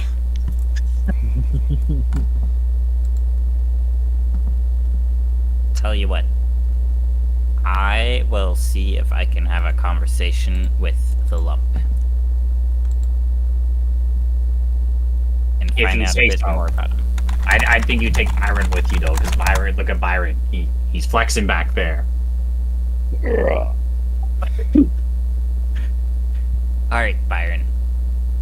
Let's go visit a lump. Okay, after you.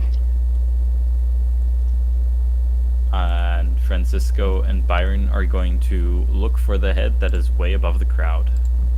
Very good. As the party begins to press their way out into the quarry during one of the intervening days of your captivity, devoting yourself to that task, it's no difficulty. In fact, the ashen-skinned ogre is easily spottable once you realize that he is not part of the quarry itself. The tremendous belly overspilling the breeches, no shirt on the lump, of course. You can see that his muscles, looking like coiled ship's ropes, you can see that he does not swing a pickaxe, but an anchor. You can also see that his body completely devoid of any kind of scar, blemish, or tattoo of any kind. You can see long auburn, you can see tangled auburn locks that sort of fall down this ogre's back. As you approach, you kind of hear him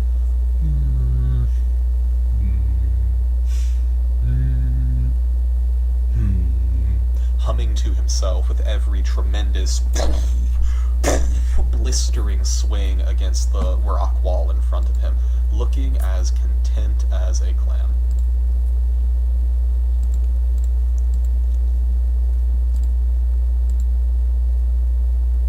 Would you guys like to do? So I kind of just nudge Francisco forward so he can do his talking. If you feels like the quarry is not the ideal time to be talking to the lump. But here we are.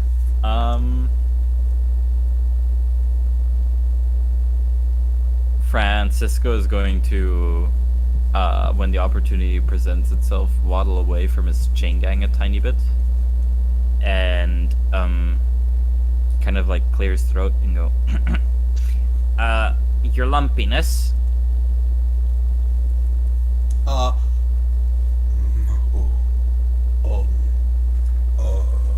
As he looks down at you and begins to sort of heft the anchor on his shoulder, holding it with two hands, his hands in front of himself in a slightly defensive posture. Yeah.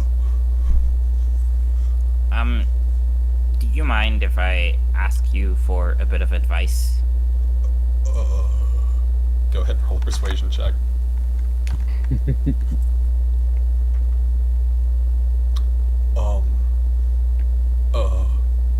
Yeah. And he turns back to swinging the anchor at the wall again. One eye furtively looking toward you with a little bit of nervousness in between swings. In between the thundering of rock breaking at the head of his pickaxe, Francisco will start saying, So you probably don't get attacked all that much by people. What advice would you give to someone smaller to not get attacked? I'm gonna stop doing that because that's probably Francisco looks back at Byron. Byron just gives him the thumbs up. The lump looks down at you.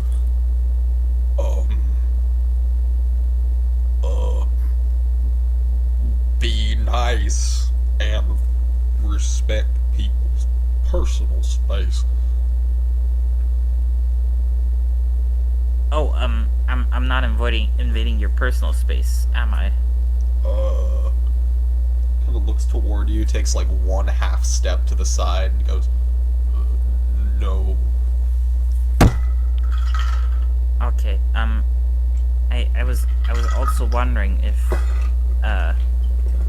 could I see if he has like any shiny things hidden in the rolls of his belly, so to speak? As you read my mind, Francisco, go ahead and roll the perception check with advantage. Love to see it. Alright. Good advantage, that's 20. Hey. 20 is very solid. You absolutely can. As you begin to study with curiosity, where could this guy possibly be keeping a gemstone with his like pocketless breeches on him? With a sinking heart, you begin to see just the slightest glimmer of sapphire from the big belly button of the ogre. Hidden within the folds. Francisco's going to turn to the ogre and say, I saw the big bird man. You know, he had something shiny, and I was wondering, how does someone manage to get something and keep something that shiny to themselves?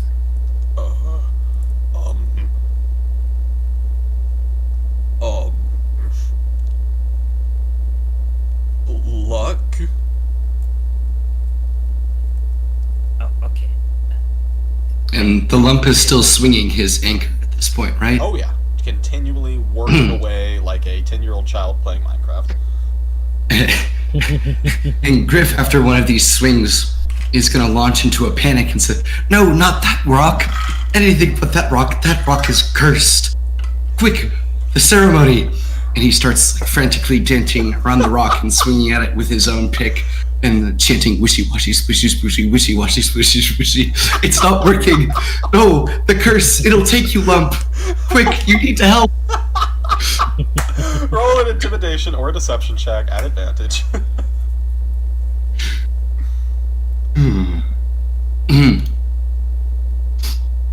I came back at the right time. So you sure did, in fact. Where are we? 25 is very so. Lump begins to panic in front of you. What do I do? I don't want bad luck. No, I don't want bad luck for you either. So chant with me, wishy-washy, swishy-swooshy, wishy-washy, swishy-swooshy. Sploosh, wash, wash. Now it's not working. Sploosh! No, it's all wrong. Sploosh! Quick. Okay, stop, and okay, I'm gonna. And Griff starts flicking out all of the stuff from his belly button. Quick, spray it. Oh my god. Absolutely, he starts following suit as Griff. I think that in Griff's, unless I'm much mistake, I think in Griff's like belly button, I for one reason I absolutely imagine that you have a belly button ring. I don't know why. Like, you're a pirate. I think you've got earrings. You probably got a belly button ring in case someone steals your earring and you still need to pay for a burial. But, like, in addition to that, I like to think that there's, like, mostly just crusted sea salt inside of there. So you begin to just flick the salt crystals out. I'm sorry to anyone that has to imagine this mental image as the ogre in front of you also begins to dredge out the belly button in front of you. It's not just limp.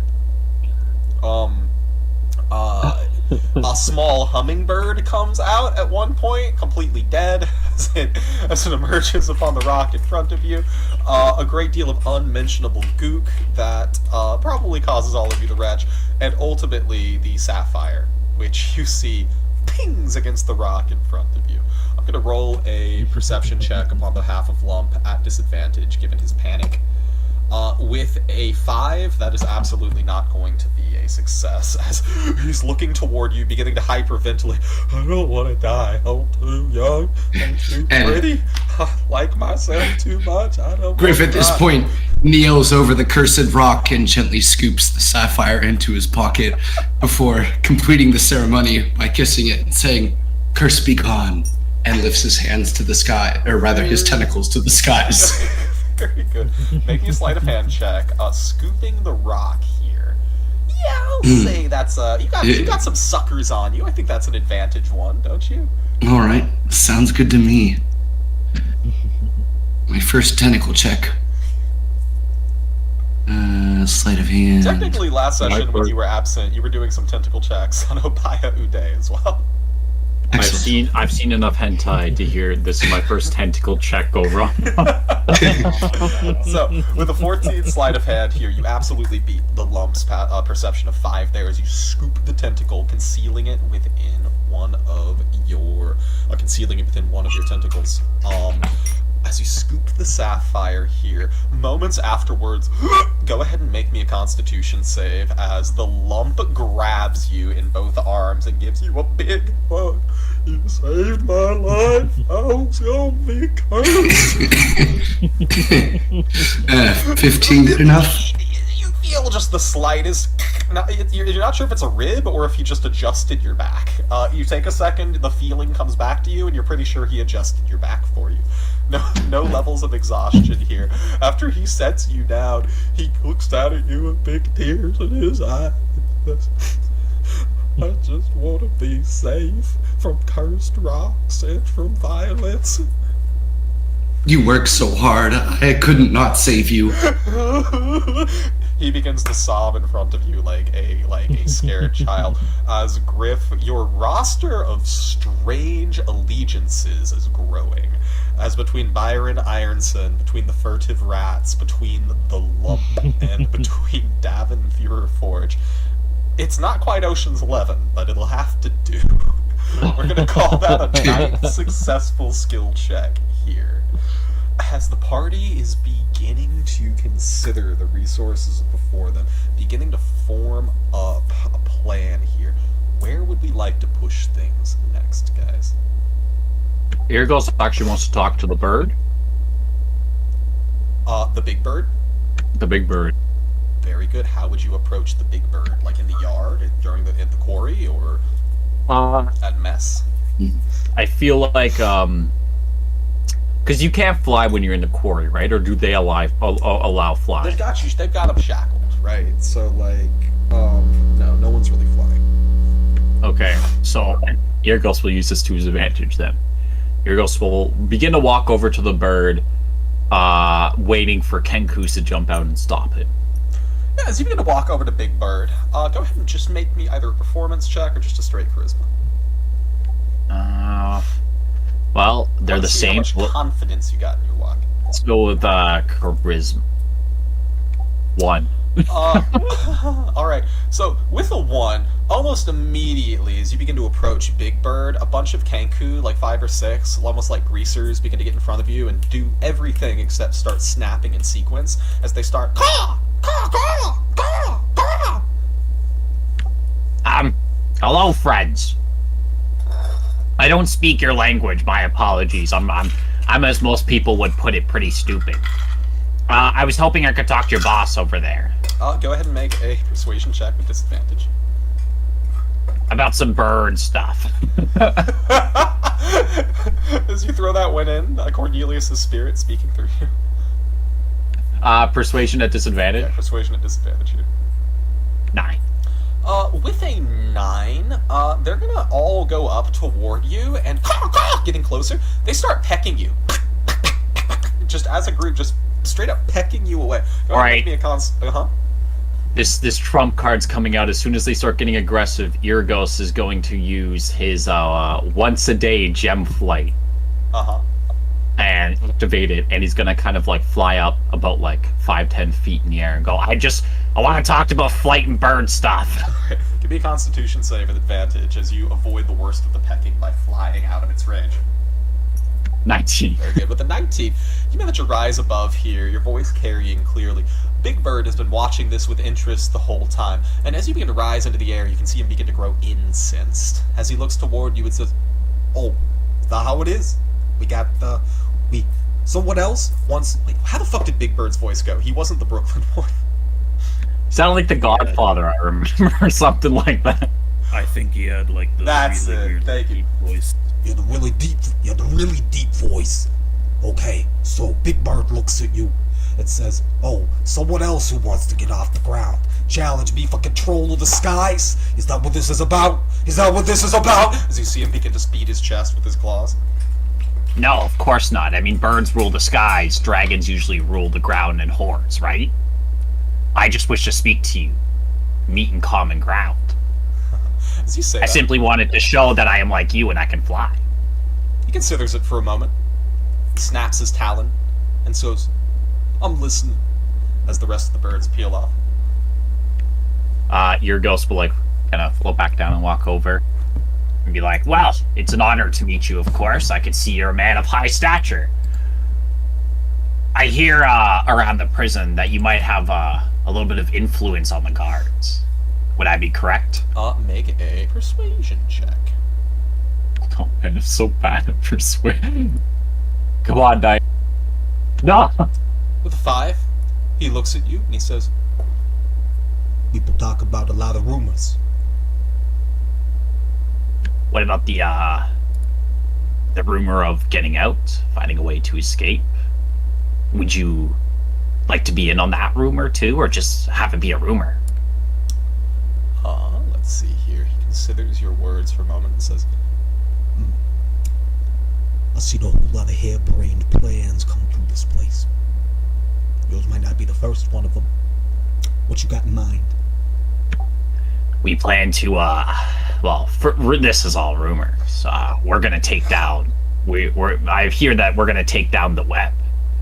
Get right out of here. Stop being such caged birds. make one final persuasion check here. Oh, please. 15. Okay, that's not horrible. The 15, as you say, caged bird. He's going to look toward you and say, Oh, is that what you think I is? A caged bird? I think you have wasted potential here. I think your influence could spread more quite easily. You're clearly a man of power. Am I wrong? I mean, I'm a dragon after all. I serve power. He thinks about it for a second. And he says, Well, you know what they say. Even a caged bird knows how to swing. as he pats his talon into his paw for a second. And he says, Yeah, I'm ready to bust out of here. Just can't figure out the damn web. Well, rumor says that the warden has some sort of control over the web, like almost like a device. If we can find a way to get our hands on that device, I mean, it's all child's play after that. I plan to be getting my magic back pretty soon. So, if you could get me some information about where the warden is, I'll let you know when the plan goes down. Get out of here with the rest of us. thinks about it for a second, and says, Nah, that's not enough. You tell me who's involved in this. Iragos, with such a bright smile on the face, was like, all right, I'm involved. You see that guy over there with the two tentacle as arms? you're straight up pointing across the yard. Oh my god.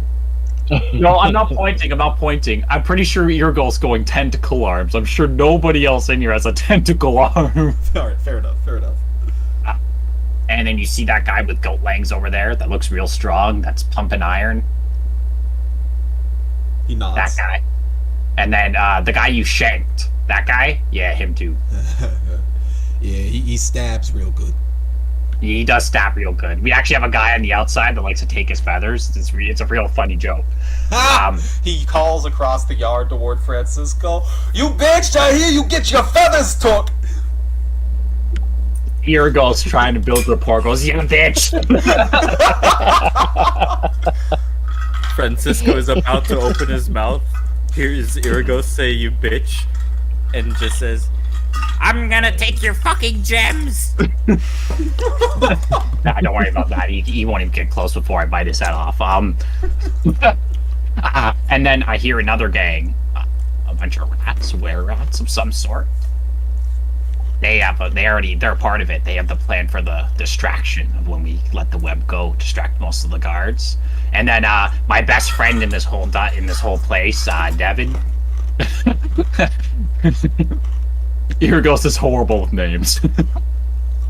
He's a Dwargar fellow, got nice blue eyes, like sapphires. He looks at you and says, Davin's in on this. Yeah, and I hear a guy that also has no legs. Byron Ironson? Yeah, that guy. Oh shit. all of the Kenku begin to mimic him. Oh shit. Byron Ironson's in on this. Big Bird shushes him and looks back to you and says, Alright, I love that. you got a decent crew, I'll admit it. But I know. But I ain't in on anything that Davin Forge is in on. The guy's Why? a rat. He's a rat is what he is. You can't trust him. I mean, he's helped me out a little bit. I mean, okay. How about this? We'll change the plan up a little bit. All right. You and Devin don't have to go near each other. He's given me information. He's helped me out. You know, you guys don't even need to speak to each other. He's just giving me the information I need to help with this plan. So, around or not, he's getting us further. He's currently helping and getting us further into the plan. I won't mention that you're involved, so, you know, he won't even know. There will be no ratting going on. alright, solid. Go ahead and make me a persuasion check. After all, I'm a lizard. I eat rats. Alright, 19. He thinks about it for a second. Okay. Well, you breathe the word about us to him. It's your funeral.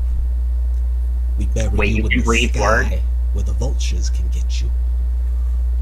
Oh, I heard vultures don't like to eat rocks, and I'm all rocks.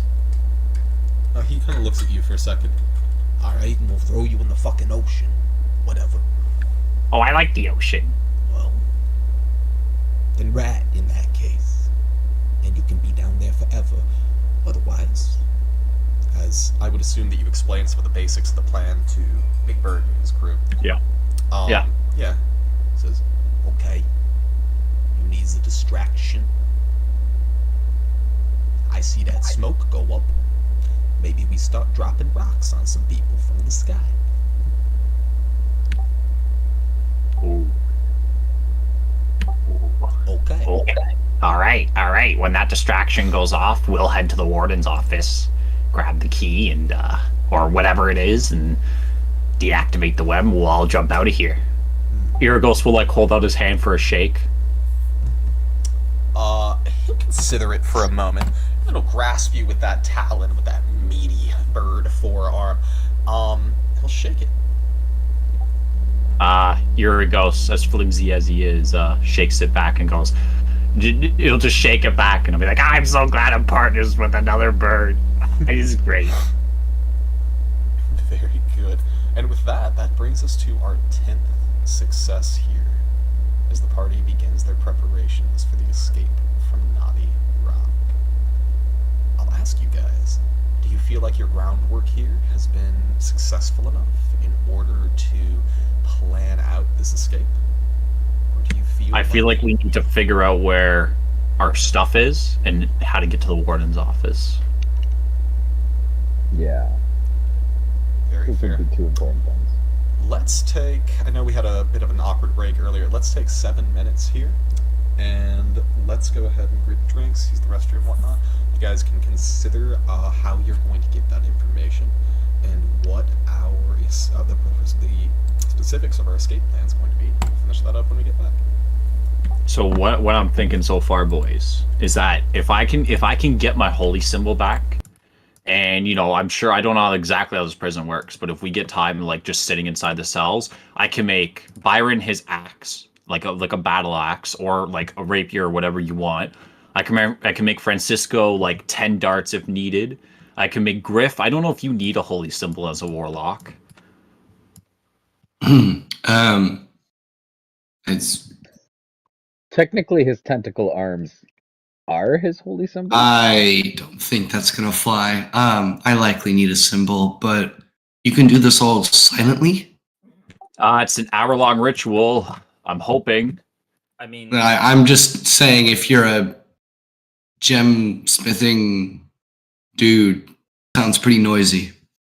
Griff, do you need material components for most of your spells? Let me check here.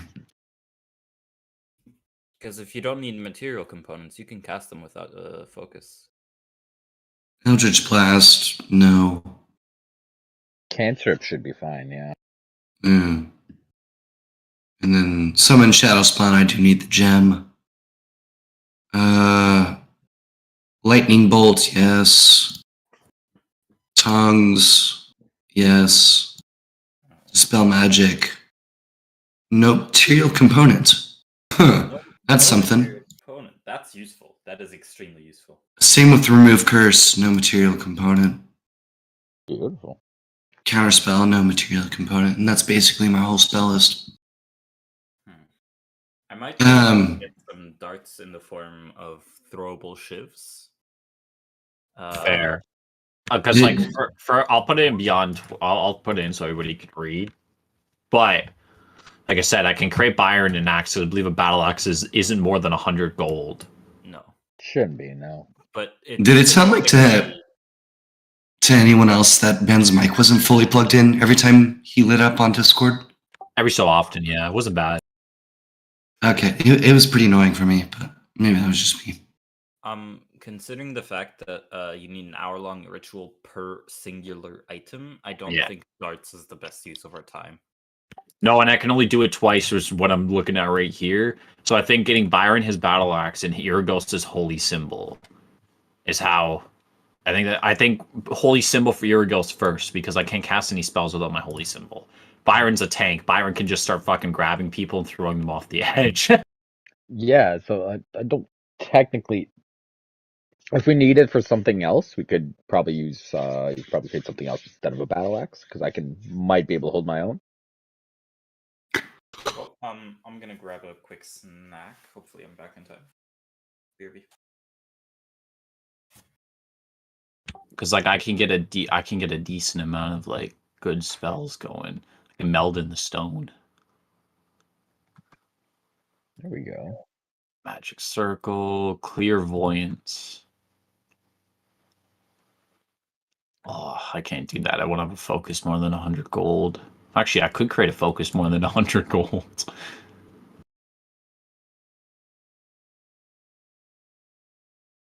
Ooh, you could replicate a key with the ritual. Yeah. There you go. I mean, we'd need the key for over an hour, but, you know.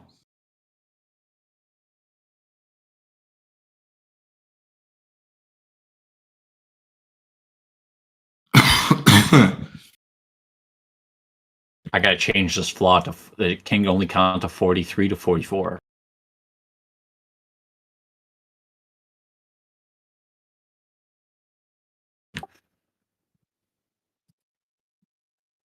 But yes, we gotta figure out where our stuff is.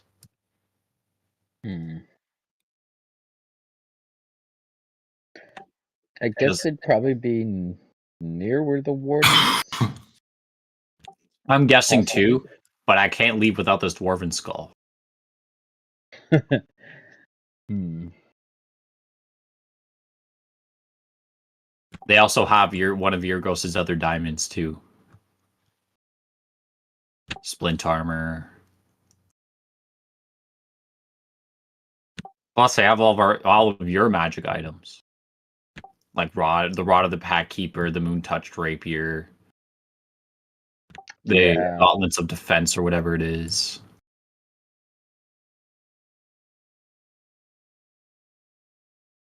So, is it? We're gonna try.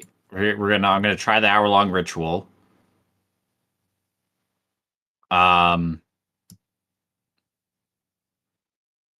And then what do we just go around trying to get more information? I mean, Big Bird like is in with the guards, so the guards might be able to be like, "Hey, the warden's office is over here." Yeah, so they'll just tell us. Maybe we can get them to know, like, tell us where, like, the stash space is? Like, or whatever. I forget what the actual term is. Where the evidence locker, I guess, be? Where they would be keeping all of our shit. Because if we can ask them where the warden is, we can ask them if the shit is being kept. They probably know as well. Damn, I can't make splint armor. I think a logical way to trail where the staff are housed is watch someone who gets the crap beaten out of them for whatever reason or magic missiled, and then eventually someone goes to the infirmary and you just track where that stretcher goes. And that should lead you to somewhere close.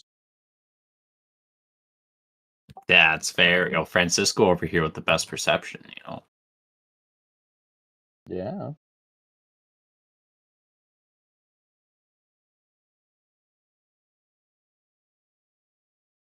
So I doubt, Francisco got shanked several times and then just came to us bleeding, and we were supposed to fix him with a couple extra rations or something.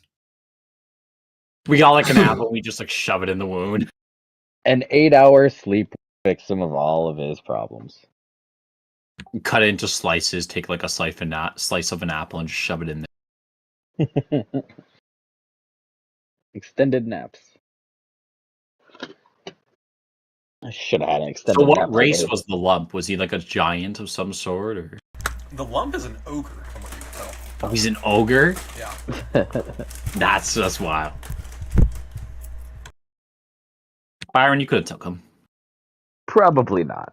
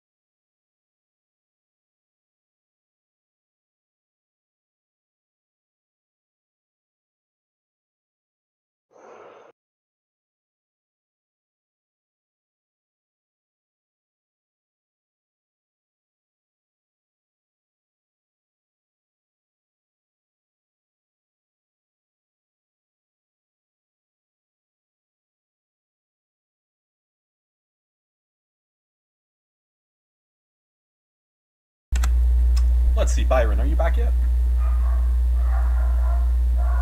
Oh, I am back. Yep. Alright, super. There we go. That looks like our 4 ready signals in the chat here. So, as the party sit in their cell at the end of their first 5 days of captivity within Nauti Rock, what conclusions have we come to? What do we still lack in our execution of this plan? Iragos wants to make himself a holy symbol and get his stuff back because they have his dwarven skull and 300 gold peacetime. Mm-hmm. But mainly the dwarven skull. Very good. So, having a sapphire here, what other materials do you use to construct your holy symbol? What is the nature of the ritual that you use to construct it? Sorry, you cut out like half of that. I heard half of that. Sorry. What I said is, with the sapphire in your possession, what other materials do you use to construct your holy symbol? And what processes do you use to construct it? How do you consecrate it? So for one, I don't even know how a cleric consecrates his, like, this is like in real life me. I don't know how a cleric consecrates a holy symbol. But for Iragos trying to make a holy symbol, I feel like the gem is like the main piece of it all. Whatever surrounds it is kind of just like there for like decoration and more towards the god, like how much you favor the god type thing. But since Iragos only has a sapphire gem right now, a tiny, uncut sapphire. A tiny, uncut sapphire, yes. Why don't you smelt it to something with your breath? I have a force breath. How can you smelt? No, you can't smelt stuff with force. No, but you could apply your breath or something in a way that makes something new. I could still cast cantrips because I don't have a holy symbol.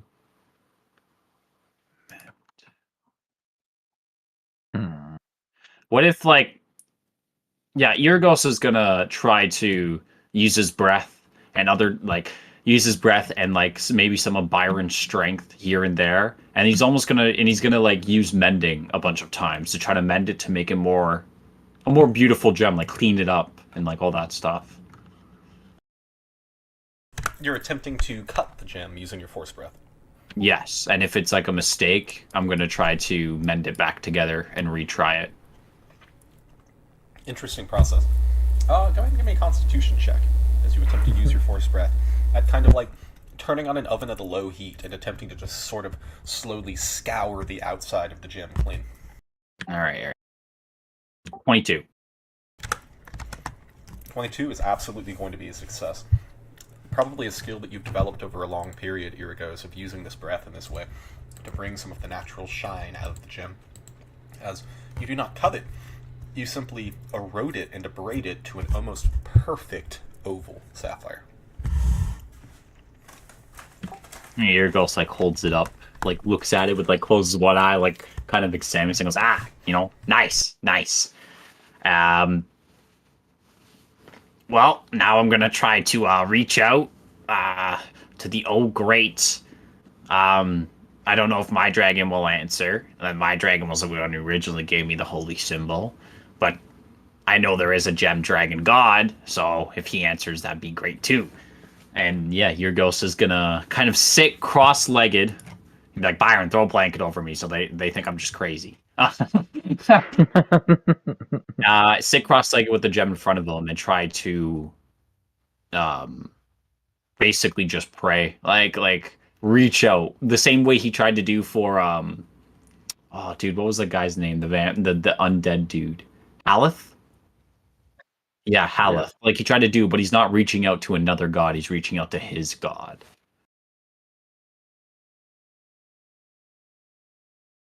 I wish to make a new holy symbol to once again serve you.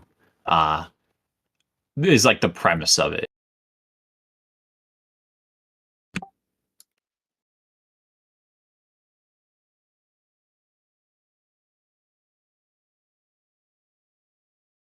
Of course, that's probably the only thing that he is smart in.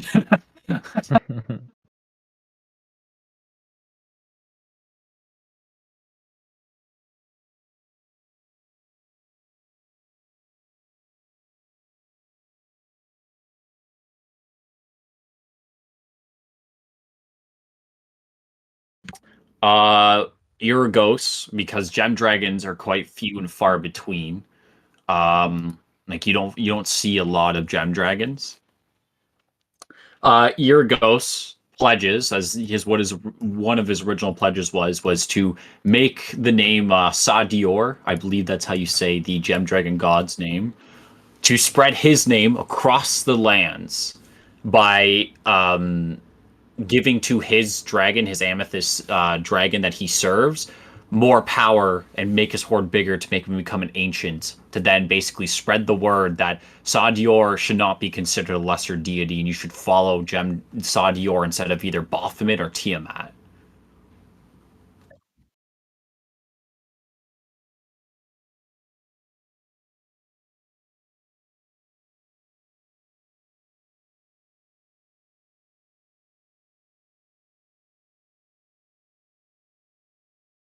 Yrgos also swears to this god to never ever, no matter even in the like the absolute like the corner of death, like about to be stricken down, to never give in to like being scared or give his legions to either another god or like another leader. Because like Griff, yeah, like Yrgos sees him as like his leader or like a partner, but doesn't see him as like if his god, if another gem dragonborn or an adult gem dragon were to be like do this or kill Griff, Yrgos would immediately turn around and kill.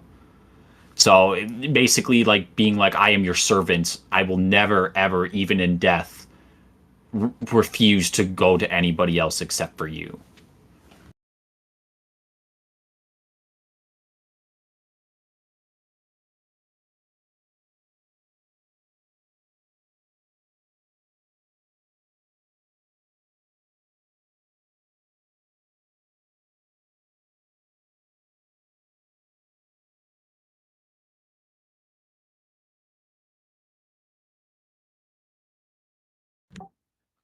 So what? I just have to put a symbol in there, or do I have to say one more dedication?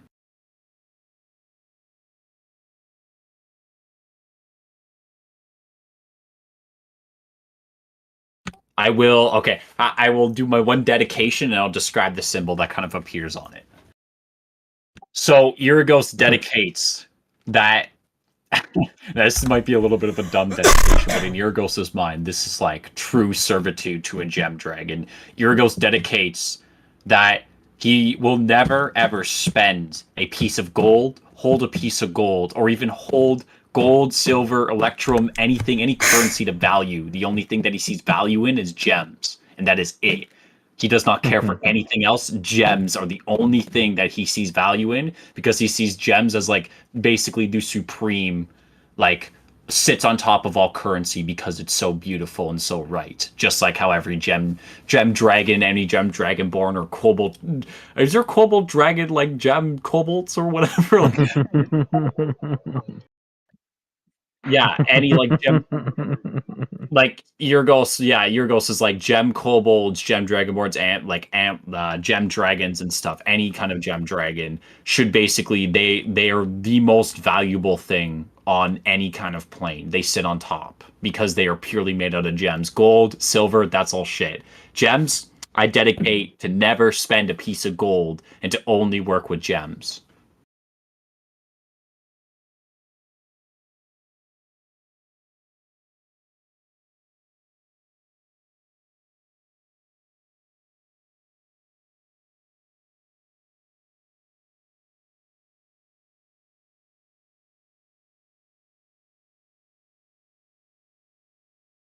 Yeah, Yrgos will make that pledge. Oh god, please, please, please. Please. 14. That's good.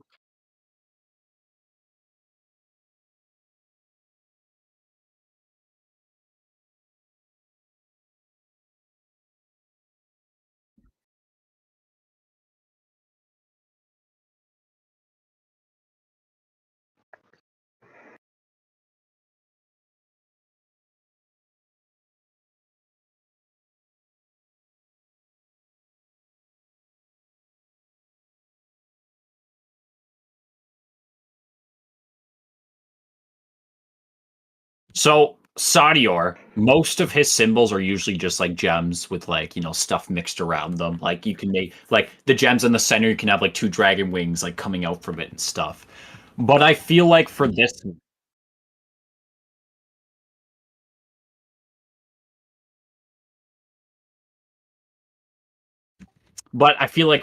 one, as one of his pledges was to basically never to or to basically fly Sadior's name above Bothman Tiamat's name, as he should be on top. This symbol, basically, you see like 2, like not big, but like 2 little dragons in the center, as Sadior's like wrapping himself around the dragons and almost squeezing the life out of them and like flying above them type thing.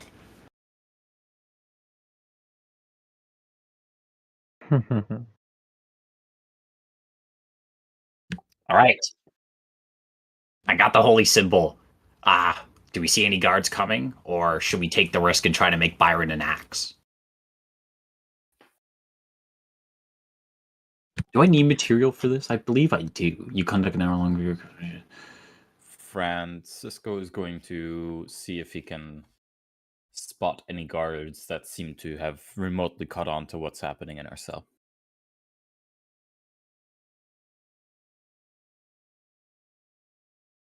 No advantage, my bad.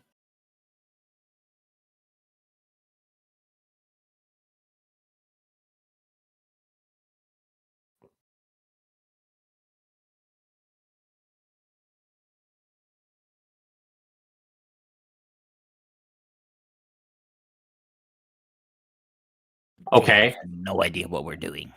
Here goes like a bright smile on his face. All right. None. First things first. I want to see if I can find where our items are. Griff or anybody else, just start talking. Try to talk over me. And Irgos is going to cast locate object. And he's going to cast it on Griff's rod of the or no. What would Irgos cast this on? Griff is gonna, or Irgos is gonna cast this on his 300 GP diamond that was taken from him. Very good. As you cast it on the 300 gold piece diamond that was taken from you, you find that it draws you into the upper section of the Bastille of the of Nauti Rock here, a second story to the prison, which prisoners are not given access to. Places where guards have their barracks, and you would assume evidence is kept, and also very likely the warden's office is situated. Path up the dragon. All right. So we somehow know where that is. Okay. Should I, as a group question, should I try to locate one of your weapons? Because the gem might not be in with the weapons. I am the weapon. Well, I think it's better to locate the device. Go ahead, Francisco. Francisco says he is the weapon, as there's still a little chunk of a shiv stuck in his side. Byron just flexes. Right. So I found where the gem is. There's a second level to this place. We gotta find a way to get to the second level. So I think we need to study where the guards patrol.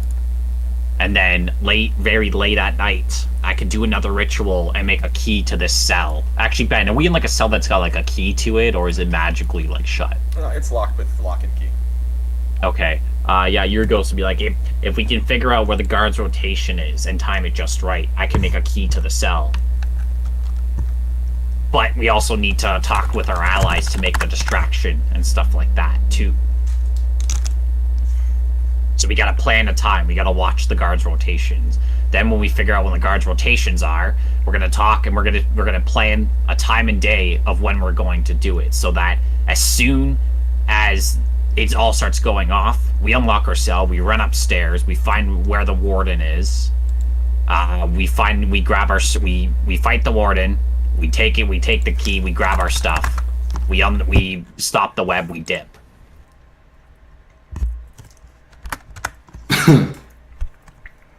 Very good. Now, we could watch where the guards are going, or we could watch where the infirmary cots are coming from. Because, well... Oh, sorry. Hold on. Continue without me for a bit. But we need to find where the warden's office is, so... If anybody has a plan of trying to find where the warden's office is. Or we can ask Big Bird, he might know. Or even the Lump, or somebody who, like, has been here for a while. Oh, yeah, maybe we can ask the legless guy. Oh, Byron He's been here. Ironson? Yeah, he's been here for a really long time. He would know his office is. Maybe we ask him then. He might know. Like, ask him right now or during the escape? I mean, I don't know if we're in a cell or not. I mean, currently you guys are talking in a cell, but I mean, there's a great deal of time over the course of the intervening days here, and there's really no time limit on your escape. If you need more time to plan and to communicate with people, then that's fine. Yeah, because so basically, the parameters I want to set down is if we can find where the warden's office is, then we know roughly the direction to get there. We know where one of our items is, but Eargos might do another locate object and then find where his armor is too. But then it's basically like once we figure out where the warden is, then we basically talk to all of our allies, the Rat Crew, Big Bird, Devin. And be like, okay, this is the time and plan. We're gonna like basically the guards rotations are, this during this time. When we're gonna sneak out when the guards are on their rotation, or we can get Big Bird to start causing like ruckus and a big distraction, have the guards all like run out and start messing with them. We escape our cell, run upstairs, grab our stuff, fight the warden, absolutely destroy Ben's boss. Grab the key, and they all get the web to fall, and then we all jump over. Then we all just dip. Sounds good. I feel like me saying that Ben's like, I'm just gonna add an extra 100 HP to this guy. Nah, come on, I'd never do that. So, what now, adventurers? All right, Byron, you're closest to this guy. Yeah, so I'll try to go find Byron Iverson, see if I can get any about the warden. Yeah, you find him out. You find him out in the quarry the next day, as you see him dragging himself along with one arm, as the other arm is holding an entire rock bucket off the ground, as he is putting in just as much work as anyone else on the line today.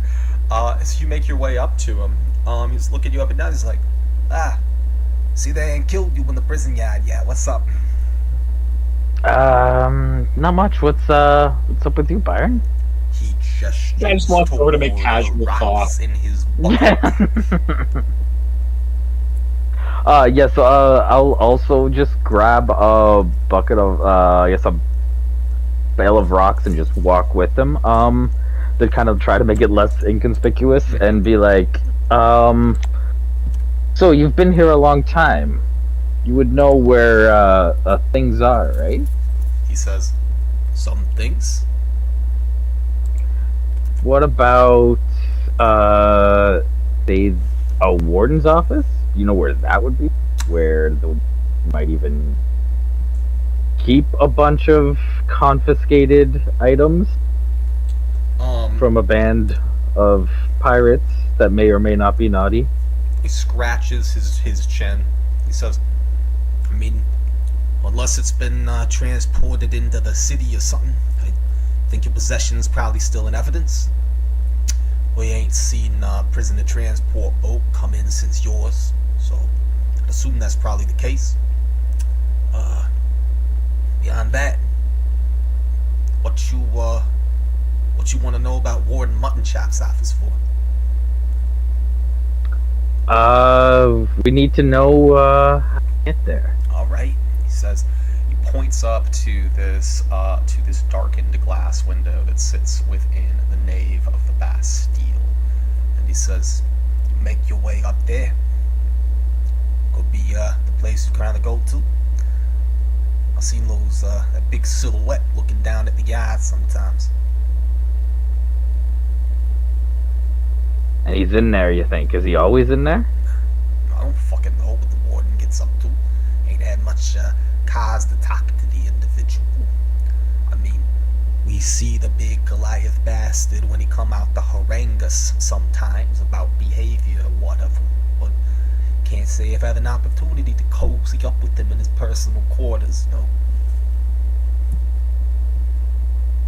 No, you're right about that. Would you know of any way of getting in there unnoticed? Not saying that you would have done something like that, but someone been around as long as you might know something like that. He thinks about it and he says, "To the warden's office, I doubt it. I mean, I'd assume it's all trapped and alarmed up the wazoos and stuff, yeah. But if you was trying to get there close and make a break for it or something, well, you'd be an idiot. But, you know, the infirmary's upstairs. Pretty heavy under lock and key, kept private from the guards' quarters. But, maybe you play sick. Maybe you get the access you need."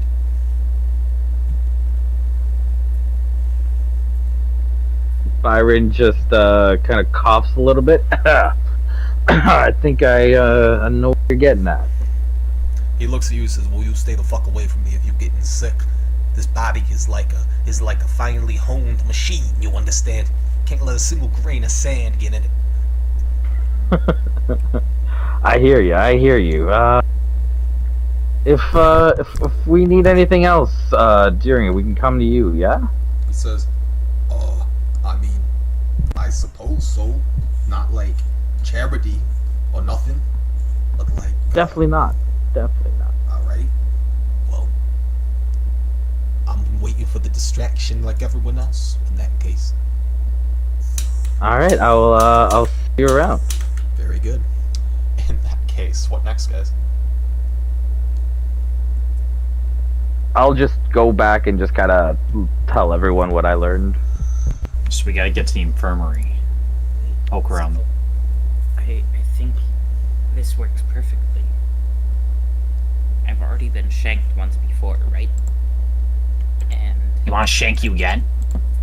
We can open up your wound. I could breath attack in your wound. we could just say that it's gotten infected and, like, put a bunch of dirt on it. We can infect your wound. We don't... Nah, I got dirty hands. Here, I'll hold him down. Here we go.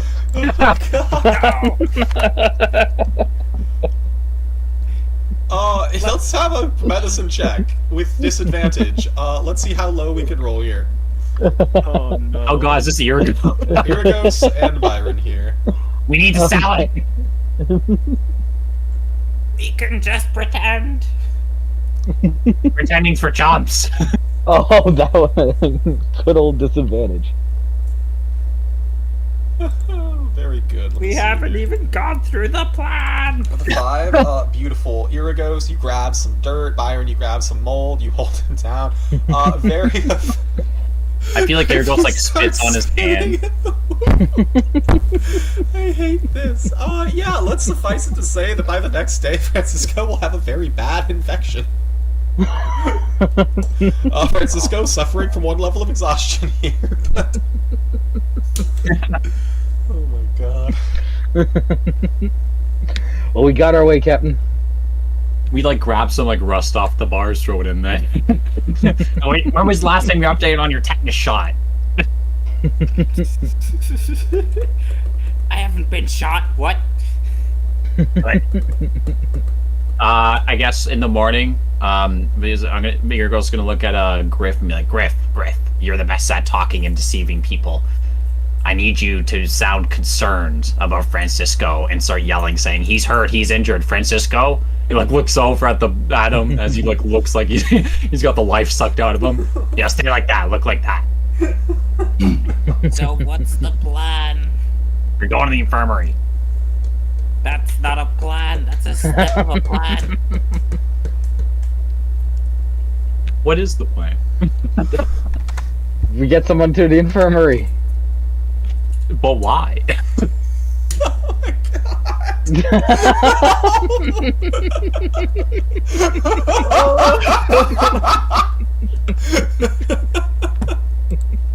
Why indeed? Why indeed, adventurers? Why? Like, Griff is like looking back at all these, like, I didn't want to get into the infirmary, you idiots. I just wanted to get close because the infirmary should be near the warden's office. Do you want to get in the infirmary too, Captain? No! No one needs to go in the infirmary. I think Francisco does. Well, now he does. Alright, Francisco, we're gonna get to the infirmary and you scout everything out, okay? What do you mean, scout everything out? Well, like, memorize the path. Okay. And if you see anything that says warden's office, key in here, remember that. I'm sure I'll find something. So, in that case, gang, are we going to be calling forth the guards here to attempt to convey Francisco to the infirmary, or? Hold on, before they come. Byron, punch him in the face quickly. Give him a black eye. We need to make it look like he got beat up. We need to sell him. I have a shank wound. I'm gonna punch him. Okay. Francisco, do you let him punch you? Let's see if he can. I'm gonna punch. Go ahead, roll the hit. Let's have our first and probably only attack roll tonight. Oh, no. Francisco is not quite willing to accept this, but you guys make enough of a ruckus that after a minute, that stony-faced dwarven guard makes his way back up, striding at that stately pace, and ting, ting, ting, bangs his billy club on the bars as he says, "And what is the meaning of this disturbance?" Our, bird has gotten sick, as you can see on his wound, and he's contagious.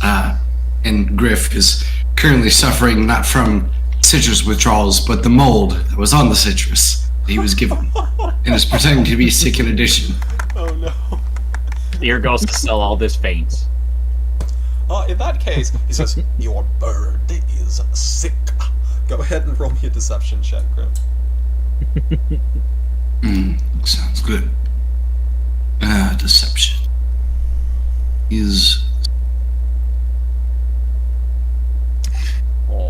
Some dirt falls out of the wound. Oh my god. With a 10, I'm going to roll an insight check for him. I got a +2. The natural 14, he's going to look toward Francisco. He clearly has a stab wound, right? Like leaking out his side. And says, "Interesting. It is fortunate that none of your cell members are birds, then." A bird. What? Irigo says as like he does his once a day gem flight again and kind of flies. I'm a type of bird. Take a deception check with disadvantage. 8. He walks away. Sounds about right. So, Francisco suffering from a level of exhaustion due to the infection that will continue to advance until it's been dealt with. What next, guys? You know, I think we make the infection worse. No, hush. Look where he goes. He didn't want to be here. He's gonna walk back to wherever they keep the staff. Just look as far as you can keep an eye on. I'm not sure I can look all that well anymore, Captain. Yeah, well, try.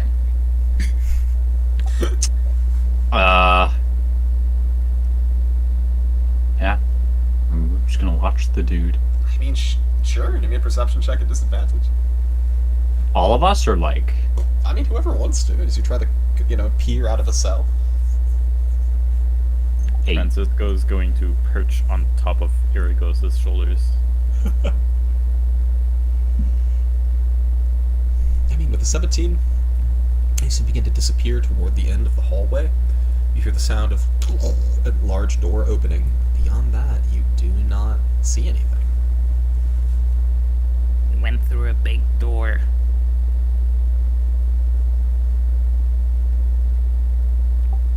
Infection is almost like poison, right? He's got a level of exhaustion. I think it's more appropriate to call it like disease. Well, that's fair. I might be able to cure your disease. It would be a Just disease. easily.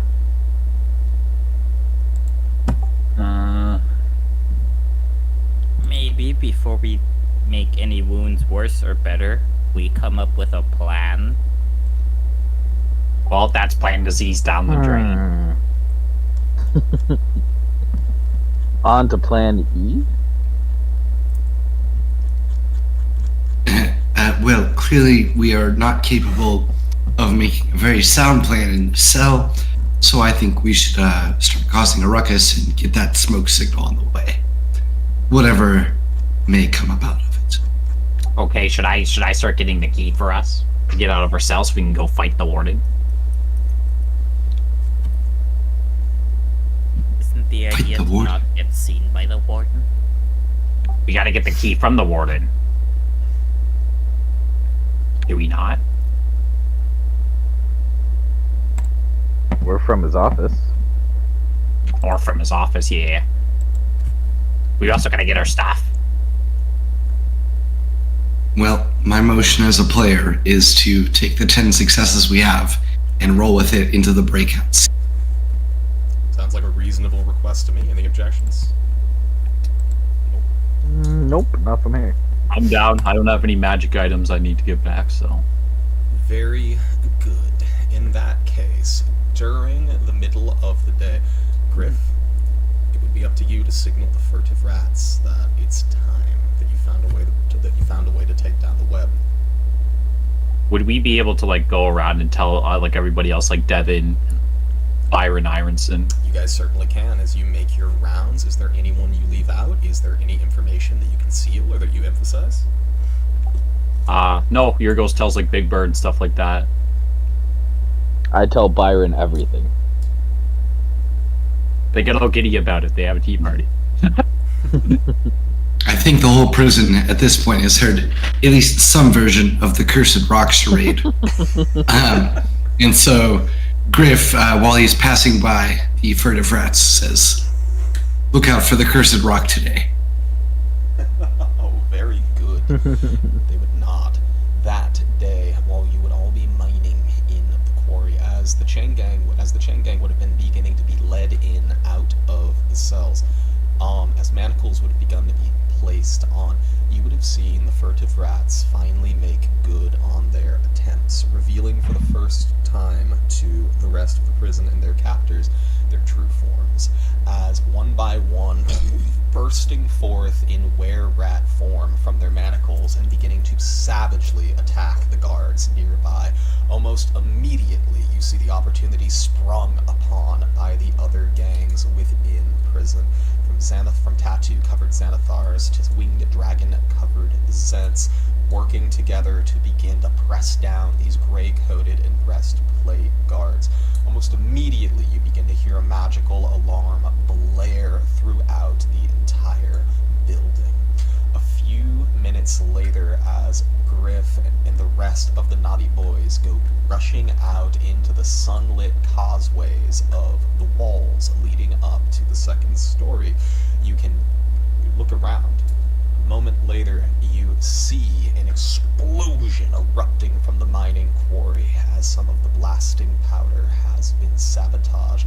You see a thin trail of black smoke beginning to erupt up into the air. And as the party gazes up at that darkened window that they know to be their destination, you can see the impassive silhouette of a mountainous figure looking at the chaos beginning to spill out into the yard. As only Warden Scrimshaw Mutton Chop stands between the Naughty Boys and their freedom. I think we'll pick back up there next week. Dun dun. Oh, dun. sorry, are we, like, in front of the warden, or is he, like, up on his You post? guys have just busted out the cell. You are working your way up the causeways to the second story of the Bastille, and you have that story to navigate. and probably this warden and your equipment to find. So we'll run next week, the final section of our escape from Naughty Rock, as essentially a 5-room dungeon as you guys explore the top level of this prison and attempt to retrieve the various objectives from within it. And Yes, simple dungeons. Give me simple dungeons. is Big Bird gonna be holding up his bargain and start dropping rocks on guards? Absolutely. I As think you that just happened, as yeah. You guys look out into the yard, you can see Big Bird and the rest of the Kenkus scaling the fucking walls. They're throwing down rocks, trying to get up there alongside you guys. Absolutely. You can see that the plan's beginning to go off without a hitch. This mental image just came to me. You absolutely see Byron Ironson riding the shoulders of Lump like he's the fucking master of Bartertown. You know, all I'm saying is that if we don't bring Byron Ironson Two men into enter, the one Mad man Mage, leave. into the Mad Mage dungeon with us, I'm gonna be so ashamed. That was my thought. Like, the second, before you even typed that in the chat, here goes, like, I was already thinking, like, how do I get them to bring this guy into Mad? This has to be the new hireling. Oh, Ben, did I tell you about my new character? What a phenomenal character. About who? I have a new character concept. Next character I'm gonna play if I play a fighter. I'm gonna play a cavalry fighter, and he's gonna be a satyr that rides a goat. I might have to kill one of your characters. In that case, like, that's Rock's too fault, you pass died. up. That's way too good to pass up. A satyr riding a goat. It's perfect cavalry riding. It's like the classic question with, like, you know, Goofy and Pluto. Is it like, are they both dogs?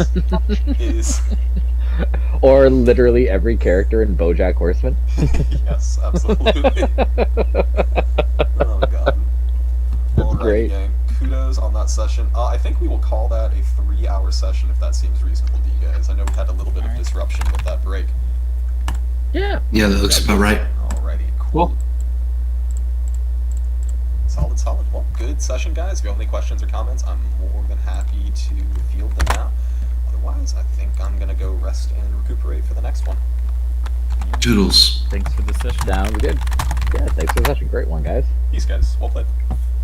Goodbye. See ya.